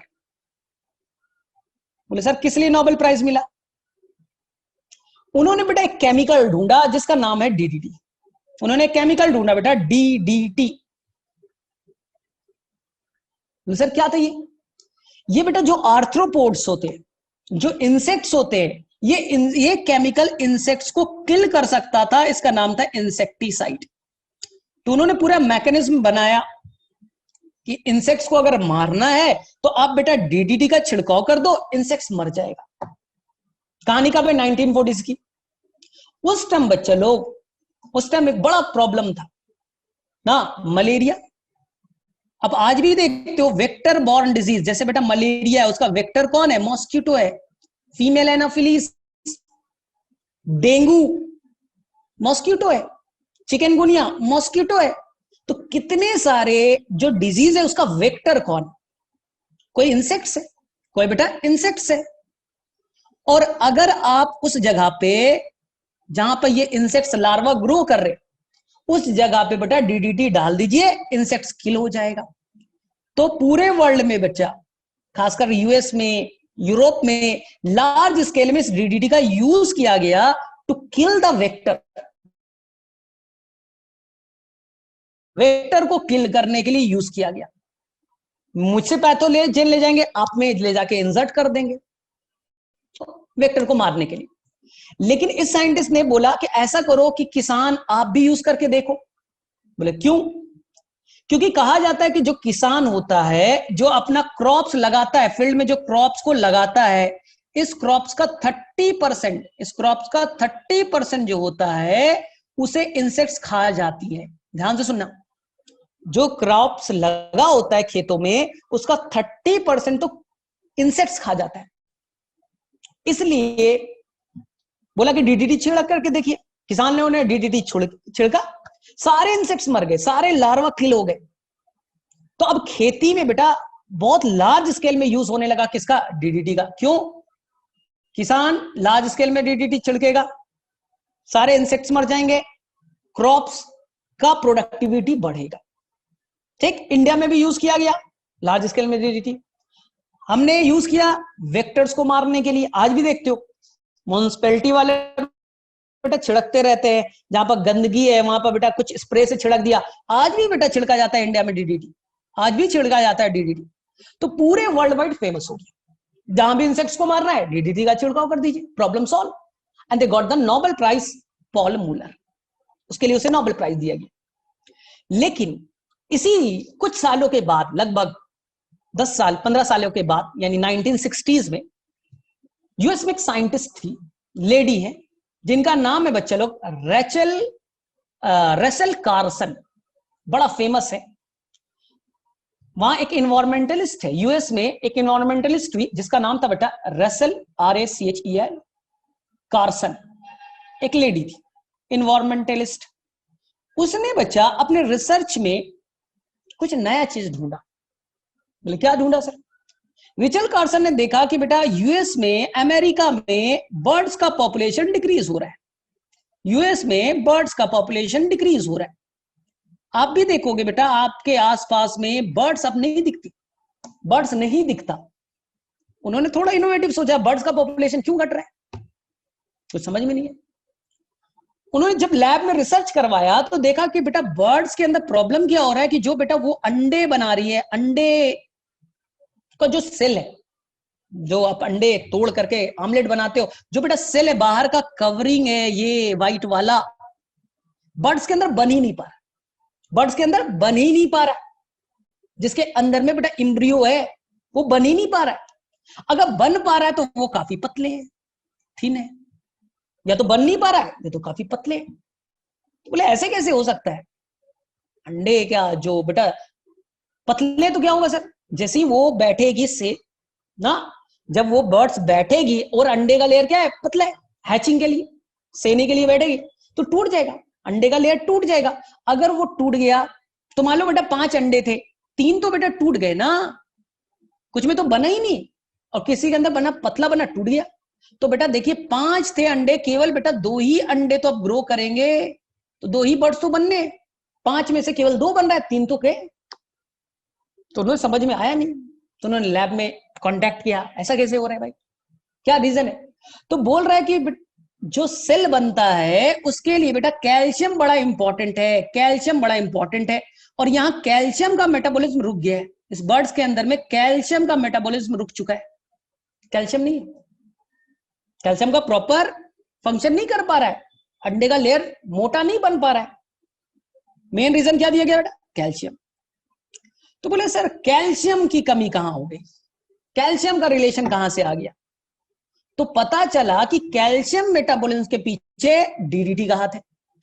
उस बर्ड्स के अंदर में लार्ज स्केल में क्या है बेटा? बॉडी में डीडीटी, जिसके चलते कैल्शियम के मेटाबॉलिज्म को रोक रहा है। कैल्शियम का मेटाबॉलिज्म रुकेगा तो अंडे का लेयरिंग पतला बनेगा या तो नहीं बनेगा, लेयरिंग पतला बना टूट जाएगा, एम्ब्रियो का डेवलपमेंट नहीं होगा, खत्म। तो उन्होंने बोला डीडीटी से क्या रिलेशन है, यहां आया कैसे डीडीटी? बर्ड्स के अंदर डीडीटी कैसे आया? हमने तो बेटा इंसेक्ट्स के ऊपर डाला था, तो उन्होंने और डिटेल में स्टडी किया, और डिटेल में स्टडी किया, तो उन्होंने पता किया कि बेटा कहानी कुछ और है, कहानी कुछ और है। बोले क्या है कहानी? कहानी ये है कि हमने बेटा धड़ल्ले से लार्ज स्केल में, जो फार्मर है, किसान है, उसने बेटा लार्ज स्केल में डीडीटी यूज किया है अपने फील्ड में। जो किसान है, डीडीटी डाल दो, इंसेक्ट्स मर जाएगा, पैदावार बढ़ जाएगी, तो लार्ज स्केल में डीडीटी यूज कर। और डीडीटी है बेटा नॉन बायोडिग्रेडेबल, ये रूल नंबर 1 याद रख लेना, नॉन बायोडिग्रेडेबल है, बैक्टीरिया फंगस इसे तोड़ नहीं सकते, ना हमारा एंजाइम तोड़ सकता है। नॉन बायोडिग्रेडेबल है, ये कोई भी लिविंग ऑर्गन से नहीं टूट सकता, ठीक है। तो उससे क्या हो सकता है? हमने डीडीटी यूज किया, और बेटा क्रॉप्स के ऊपर में आपने लार्ज स्केल में डीडीटी डाला, क्रॉप्स के ऊपर में लार्ज स्केल में आपने क्या डाला? DDT, DDT. अब बारिश हुआ, बारिश में ये बह करके डीडीटी बेटा आसपास के जो रिवर है, लेक है, पॉन्ड है, वहां जाके एक्यूमुलेट हो गए वाटर बॉडीज में। ये डीडीटी जाकर के कहां एक्यूमुलेट होंगे? डीडीटी आसपास के जो रिवर्स थे, पॉन्ड्स थे, लेक में। बैक्टीरिया आया, बोले मैं नहीं तोड़ सकता, नॉन बायोडिग्रेडेबल है, मैं नहीं तोड़ सकता इसे, फंगस नहीं तोड़ सकते। बोले ठीक है, तो क्या होगा? इस डीडीटी को अब बच्चा वहां के जो भी लेक थे, वहां के बेटा जो थे एल्गी, जिसे आप कहते हैं फाइटोप्लैंक्टन, उस फाइटोप्लैंक्टन ने इस डीडीटी को खाना स्टार्ट किया। बोले सर डाइजेस्ट तो होगा नहीं, बॉडी के अंदर चला गया, फूड के थ्रू न्यूट्रिएंट लिया, पानी के थ्रू अंदर चला गया, छोटे से सब्सटेंस है, वहां डिकम्पोज नहीं होगा, याद रखिएगा। तो बोले सर अब एल्गी में डीडीटी आ गया, अब इस एल्गी को खाएगा अमीबा यानी जूप्लैंक्टन। जूप्लैंक्टन मान लो रोजाना बेटा अमीबा 5 एल्गी को खाता है, हर एल्गी में एक एक डीडीटी है, तो अमीबा के अंदर रोजाना बेटा 5 डीडीटी बढ़ते गए, और कई दिनों तक ऐसा करते रहेगा तो बेटा हजारों डीडीटी हो गए, डिग्रेड नहीं होता। अब इस डीडीटी को स्मॉल फिश खाएगी। बोले ठीक, मछलियां खा रही है, मछली के अंदर में सारे डीडीटी एक्यूमुलेट हो रहे, रोजाना मछली खा रही है, कौन? जूप्लैंक्टन को, धीरे धीरे डीडीटी बढ़ते जा रहा है, बढ़ते जा रहा है, बढ़ते जा रहा है, कई महीनों तक ऐसा चल रहा है। तो ढेर सारा डीडीटी कहां एक्यूमुलेट हो गया? फिश में, मछलियां में, स्मॉल फिश। स्मॉल फिश से गया लार्ज फिश, स्मॉल फिश से कहां गया? Large fish. लार्ज फिश तो रोजाना ऐसे से ढेर सारी मछलियां खा रही। अब इसमें 2 चीज याद रखना है, एक तो बेटा ये लिपिड सॉल्युबल, अगर वाटर सॉल्युबल रहता तो एक्सक्रीटरी सिस्टम से बेटा वो बाहर निकल जाता, ये लिपिड सॉल्युबल है यानी फैट, लाइपोसॉल्युबल, फैट में जाके डिपॉजिट हो गया, टूट नहीं रहा है, कोई एंजाइम है ही नहीं तोड़ने वाला। अब इस फिश को बेटा वहां की बर्ड्स खाती थी, जिसे नाम दिया गया बर्ड ईगल, बर्ड्स खा रही, बर्ड्स इस मछली को खा रही, रोजाना बर्ड्स इस मछली को खाती है, तो बेटा डीडीटी धीरे धीरे बर्ड्स के अंदर में एक्यूमुलेट होने लगा, एक्यूमुलेट होने लगा, कई सालों तक ऐसे चलते रहेगा, चलते रहेगा, चलते रहेगा। जब डीडीटी का कंसंट्रेशन एक्सीड हो गया, ज्यादा हो गया, तो हैम्पर करने लगा कैल्शियम के मेटाबॉलिज्म को, तब वो कैल्शियम के मेटाबॉलिज्म को हैम्पर करेगा, ब्रेक करेगा।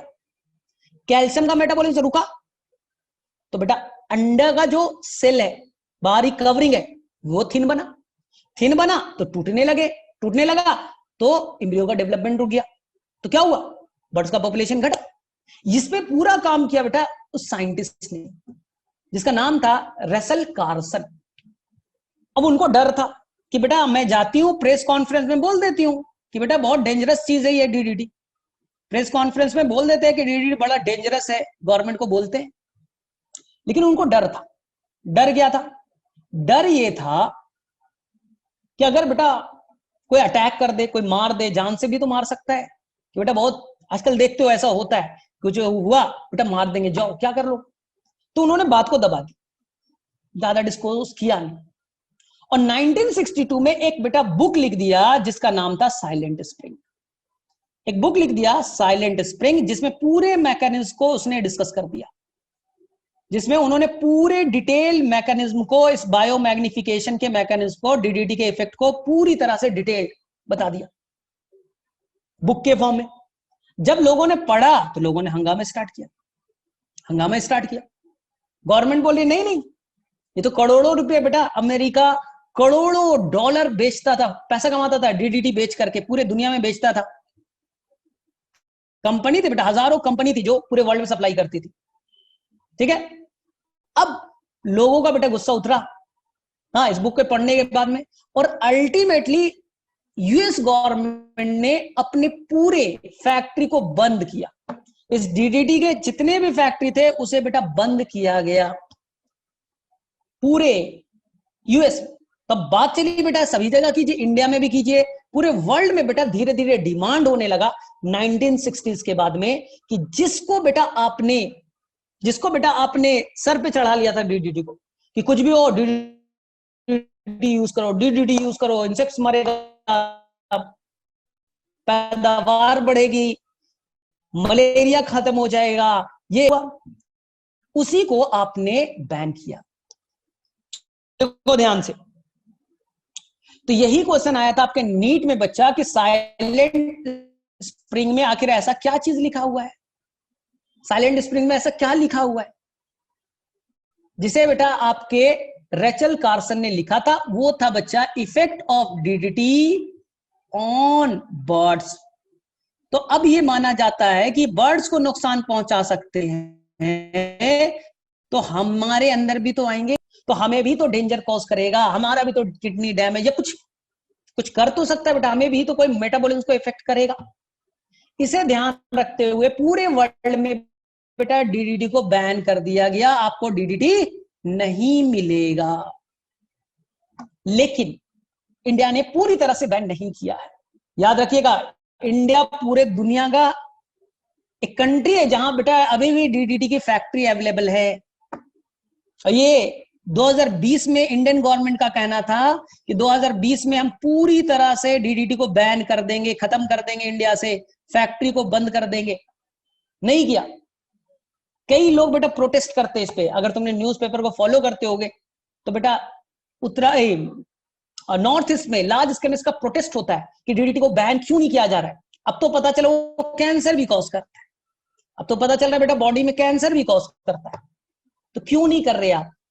तो इंडियन गवर्नमेंट कहती है कि नहीं हम धीरे धीरे करेंगे। तो बोले क्यों यूज करते हो, आज भी म्युनिसिपैलिटी वाले यूज करते हैं।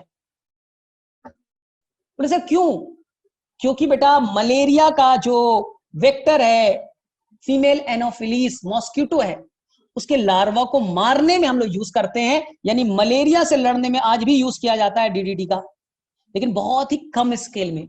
बहुत प्रोटेस्ट होता है इसके ऊपर में, और मेरे में से कुछ दिनों में बंद भी हो जाएगा। तो ये बहुत सारा प्रोटेस्ट होता है, तो इंडियन मीडिया को सब बताने के लिए टाइम नहीं है, उसको रिया चक्रवर्ती से भी फुर्सत नहीं मिला है कि वो बेटा ये सब बात बताए कि बेटा क्यों डीडीटी इंडिया में अभी तक अलाउड है, जबकि साफ निकल चुका है वो कैंसर भी कॉज करता है, बायोमैग्निफिकेशन होता है, ये तो सबको मालूम है। 1962 में ही प्रूफ हो गया ना कि बर्ड्स पे इफेक्ट करता है, यानी बेटा हम पे भी तो करेगा, हम खाते हैं, हमारे अंदर भी तो होगा ऐसा चीज। तो ये इंडियन गवर्नमेंट बोलते हैं नहीं नहीं हम मलेरिया के लिए, या बेटा दिल्ली में हो तो बेटा डेंगू को मारने के लिए हम लोग ऐसा यूज करते हैं, मॉस्किटो वेक्टर्स को किल करने के लिए यूज करते हैं। हम थोड़ी ना करते वहां, हम नहीं करते, फील्ड में नहीं करते कि फील्ड में जाएगा एप्पल पे गिरेगा, एप्पल को आप खाइएगा, आपके अंदर में डीडीटी आएगा, बर्ड्स खाएगा मर जाएगा। तो ये बेटा उन लोग बोलते हैं नहीं वेक्टर्स को किल करने के लिए अभी भी हम लोग डीडीटी यूज कर रहे हैं। तो चलो थोड़ा कंट्रोवर्शियल है लेकिन आपने सीख लिया। इस प्रोसेस का नाम है बायोमैग्निफिकेशन, और इसी से रिलेटेड एक बीमारी पढ़ के जाइएगा आप लोग, मिनीमाटा डिजीज।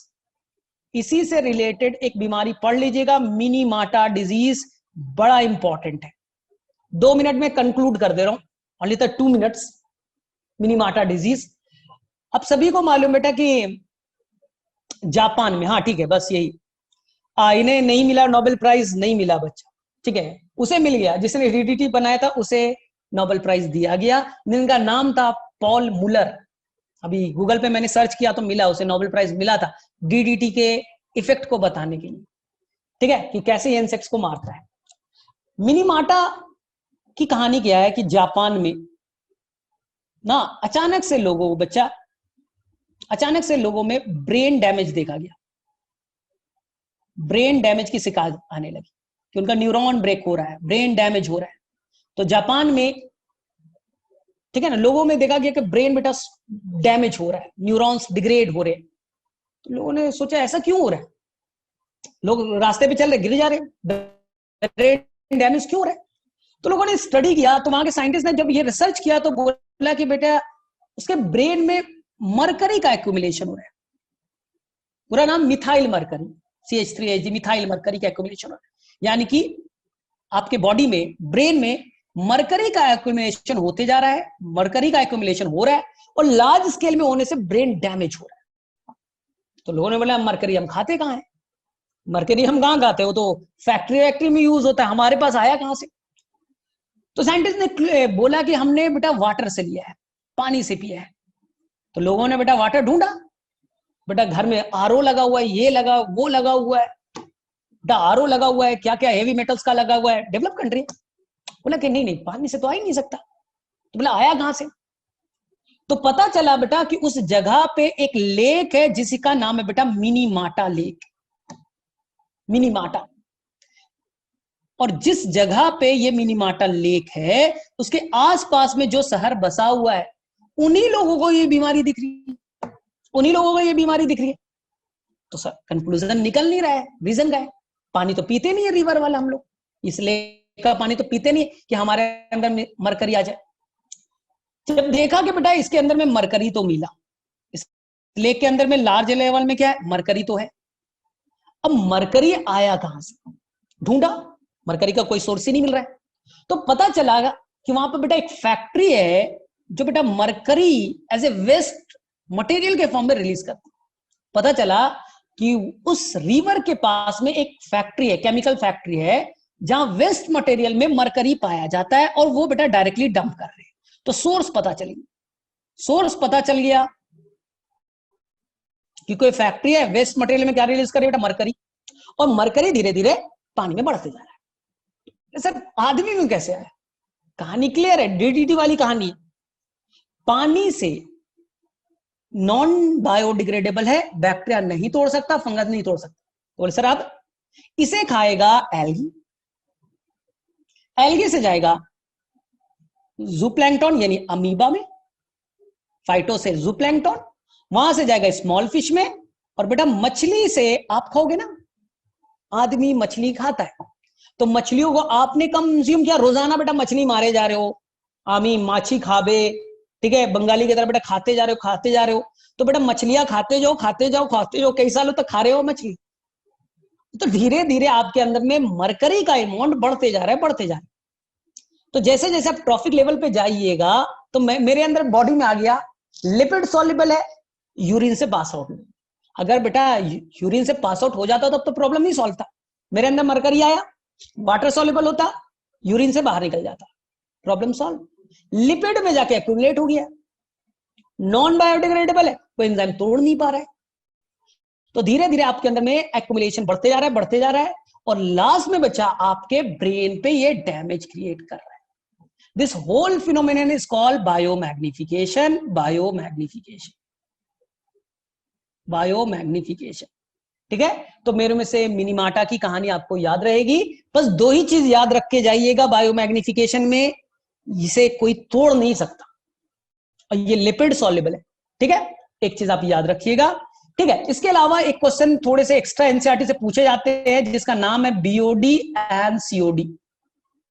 एक तो आपने पढ़ा बेटा बीओडी, आज मैं एक वर्ड बना रहा हूं सीओडी, कैश ऑन डिलीवरी मत करिएगा सर, सीओडी वो अमेजन वाला, बीओडी और सीओडी समझिए। ये वाटर बॉडीज, वाटर बॉडीज में बेटा आपने डाल दिया क्या, sewage, organic waste material, paper industry से आ गए, डेयरी इंडस्ट्री से आ गया, एग्रीकल्चर वेस्ट मटेरियल आ गए, सब कुछ आ गया ना, सभी के सभी बेटा देखिए, dairy industry, paper industry, agriculture waste material, ये सभी के सभी जो वेस्ट होंगे वो बायोडिग्रेडेबल होते हैं, उसे बैक्टीरिया और फंगस तोड़ सकता है, उसे बैक्टीरिया और फंगस तोड़ सकता है। तो ये बेटा जो भी वेस्ट मटेरियल आए, ऑर्गेनिक वेस्ट मटेरियल आया, बैक्टीरिया और फंगस इसे तोड़ेगा, बायोडिग्रेडेबल है।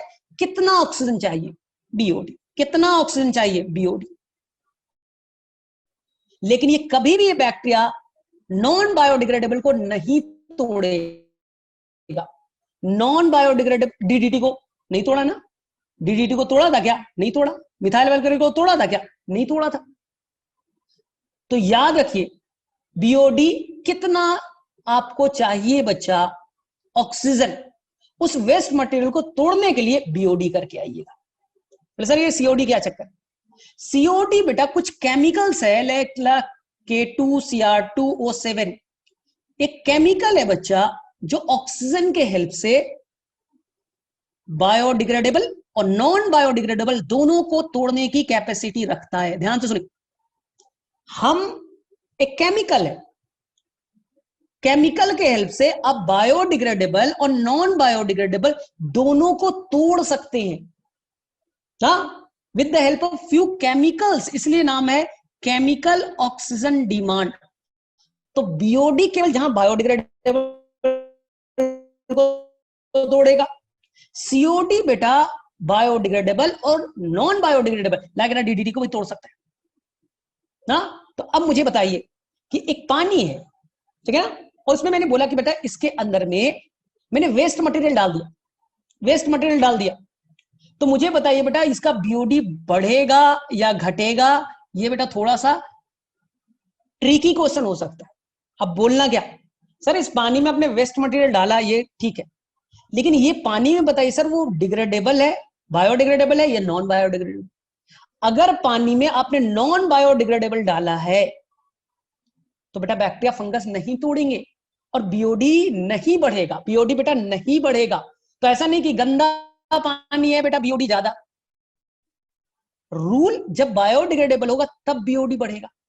हमने डीडीटी डाल दिया, मैंने डाल दिया वेस्ट मटेरियल, ऐसे केमिकल डाल दिए जो नॉन बायोडिग्रेडेबल है, तो बेटा उसे बैक्टीरिया फंगस थोड़ी तोड़ेगा। तो याद रखिएगा बीओडी केवल बायोडिग्रेडेबल सब्सटेंस के लिए वैलिड है और सीओडी बेटा दोनों है। अब मुझे बताइए तो सबसे बेटर तरीका पानी की गंदगी को बताने के लिए कौन है, बीओडी या सीओडी? चलिए फटाफट बताइए, ज्यादा बेटर कौन है, बीओडी या सीओडी? तो अब हमारे पास बीओडी बेटर नहीं है, अब हमारे पास में ज्यादा बेटर तरीका है सीओडी, केमिकल ऑक्सीजन डिमांड, जो दोनों को मेजर कर सकता है। जैसे मैं बता रहा हूं, आपने बच्चा पानी के अंदर में पेट्रोलियम इंडस्ट्री से आ रहा है, पेट्रोलियम इंडस्ट्री है, पेट्रोल पानी में आ गया, बीओडी बढ़ेगा या घटेगा? सर पेट्रोल है, सर पेट्रोल को तोड़ नहीं सकते बेटा, पेट्रोल को बैक्टीरिया डाइजेस्ट, फंगस डाइजेस्ट नहीं कर सकता। वो आनंद मोहन चक्रवर्ती वाला मत याद कर लेना, वो तो उन्होंने बनाया था, सुपरबक्तु बनाया था। नॉर्मली बैक्टीरिया पेट्रोल को डाइजेस्ट नहीं करता, ऑयल को डाइजेस्ट नहीं करता ना। तो बोले सर ये कैसे डाइजेस्ट होगा? तो डालते जाओ, पेट्रोल डालते जाओ, ऑयल प्रोडक्ट डालते जाओ, बीओडी नहीं बढ़ेगा, बीओडी बेटा नहीं बढ़ेगा ना। इसलिए अब हमारे पास में बेटर तरीका है कि हम बीओडी के जगह ये वर्ड यूज करें सीओडी, और सीओडी ज्यादा होगा किसी भी पानी का बीओडी से। सर क्यों? क्योंकि सीओडी नॉन बायोडिग्रेडेबल और बायोडिग्रेडेबल दोनों को तोड़ सकता है। बीओडी केवल बेटा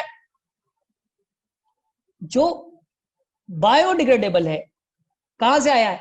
तो बेटा डेयरी इंडस्ट्री से आया, लेदर इंडस्ट्री से आया, ठीक है, फर्टिलाइजर वाले आए, ये सब आएगा तो वहां केवल बीओडी वैलिड है। और उस एरिया में बेटा तेल भी आ रहा है, पेट्रोलियम इंडस्ट्री से भी आ रहा है, तो वहां आपको सीओडी से यूज करना पड़ेगा। चलो ठीक है, तो मेरे में से यहां तक बहुत हो गया, बहुत मैंने आज कंटेंट लेवल में बहुत ज्यादा दे दिया, तो मेरे समझ में आया, ये ऊपर में बाउंस किया, कुछ नया चीज सीखा ना कम से कम। चलो किसे किसे समझ में आई आज की कहानी? तो यही है बेटा, इसलिए बोलते हैं इकोलॉजी इतना आसान नहीं है कि तुम बेटा गए और तुम एकदम 6 और 4 मार करके बेटा सेंचुरी बना के आ गए। तो आपको थोड़े से ट्रैप किया जाता है, तो याद रखना बड़ा इंपॉर्टेंट है इकोलॉजी। तो ऐसे में 2 से 3 क्लास और लूंगा तो मेरे में से लगभग तुम्हारा इकोलॉजी वाला डर खत्म हो जाएगा, इकोलॉजी का डर खत्म हो जाएगा। तो चलो मैं 10-12 क्वेश्चन फटाफट पूछ करके कंप्लीट कर लेता हूं, ठीक है? 10-12 क्वेश्चन फटाफट पूछता हूं। चलिए मुझे बताइए मिनीमाटा डिजीज क्यों होता है? मिनीमाटा डिजीज क्यों होता है, फटाफट बताइए। Reason of Minamata disease, reason of Minamata disease, बस एक एक लाइन में बताइएगा, ज्यादा टेंशन नहीं लेना है। मिनीमाटा डिजीज, तो बोले सर कुछ मिनीमाटा लेक था, जापान में था, और मिथाइल मरकरी का कंसंट्रेशन बढ़ने लगा, नर्वस ब्रेकडाउन स्टार्ट हो गया, नर्वस ब्रेकडाउन स्टार्ट हो गया। ठीक है। सेकेंड बेटा, silent spring is related to the, silent spring बेटा किस चीज से रिलेटेड है? तो बोलेंगे sir effect of DDT on birds, birds के पॉपुलेशन और डीडीटी में एक बेटा रिलेशन बताया गया है। ठीक है, और इसे हम लोग कहते हैं बेटा बायो मैग्निफिकेशन, जो सभी लोग जानते हैं। ये आंसर आप लोग तो कर दीजिएगा, कोई इशू यहां तक नहीं है। ठीक है, चलो इसके अलावा बेटा एक्ट सारा याद कर लीजिएगा। एक्ट में बेटा गड़बड़ मत कीजिएगा। वाटर एक्ट 1974, एयर एक्ट 1981 और अमेंडमेंट 1987 में किया गया। वर्ल्ड इन्वायरमेंट प्रोटेक्शन एक्ट, हाँ national environmental protection act NEPA, वो 1986। इसके अलावा आप याद रखिएगा बच्चे लोग, earth summit, world summit, Kyoto protocol, Montreal protocol क्यों बनाया गया, होप वाला थोड़ा ध्यान से पढ़ लीजिएगा, मेरे में से सारे इकोलॉजी के क्वेश्चंस बन जाएंगे। तो मेरे में से अब तुम्हारा इस चैप्टर से जिसका नाम है इन्वायरमेंटल इश्यूज, उसमें से कोई क्वेश्चन गलत नहीं होगा अगर तुमने ध्यान से पढ़ा होगा तो। ठीक है, और वो सब थोड़ा देख लीजिएगा कि कैटालिटिक कन्वर्टर में हम लोग कौन कौन सा मेटल यूज करते हैं, स्क्रबर हम लोग किस लिए यूज करते हैं, ये सब थोड़ा सा आसान सा पॉइंट है, इसमें गड़बड़ मत करना। चलो ठीक है फिर, चलो ठीक है फिर हम लोग नेक्स्ट क्लास में मिलेंगे तो फिर बातें करेंगे इकोलॉजी पे ही। तब तक के लिए चलो ठीक है।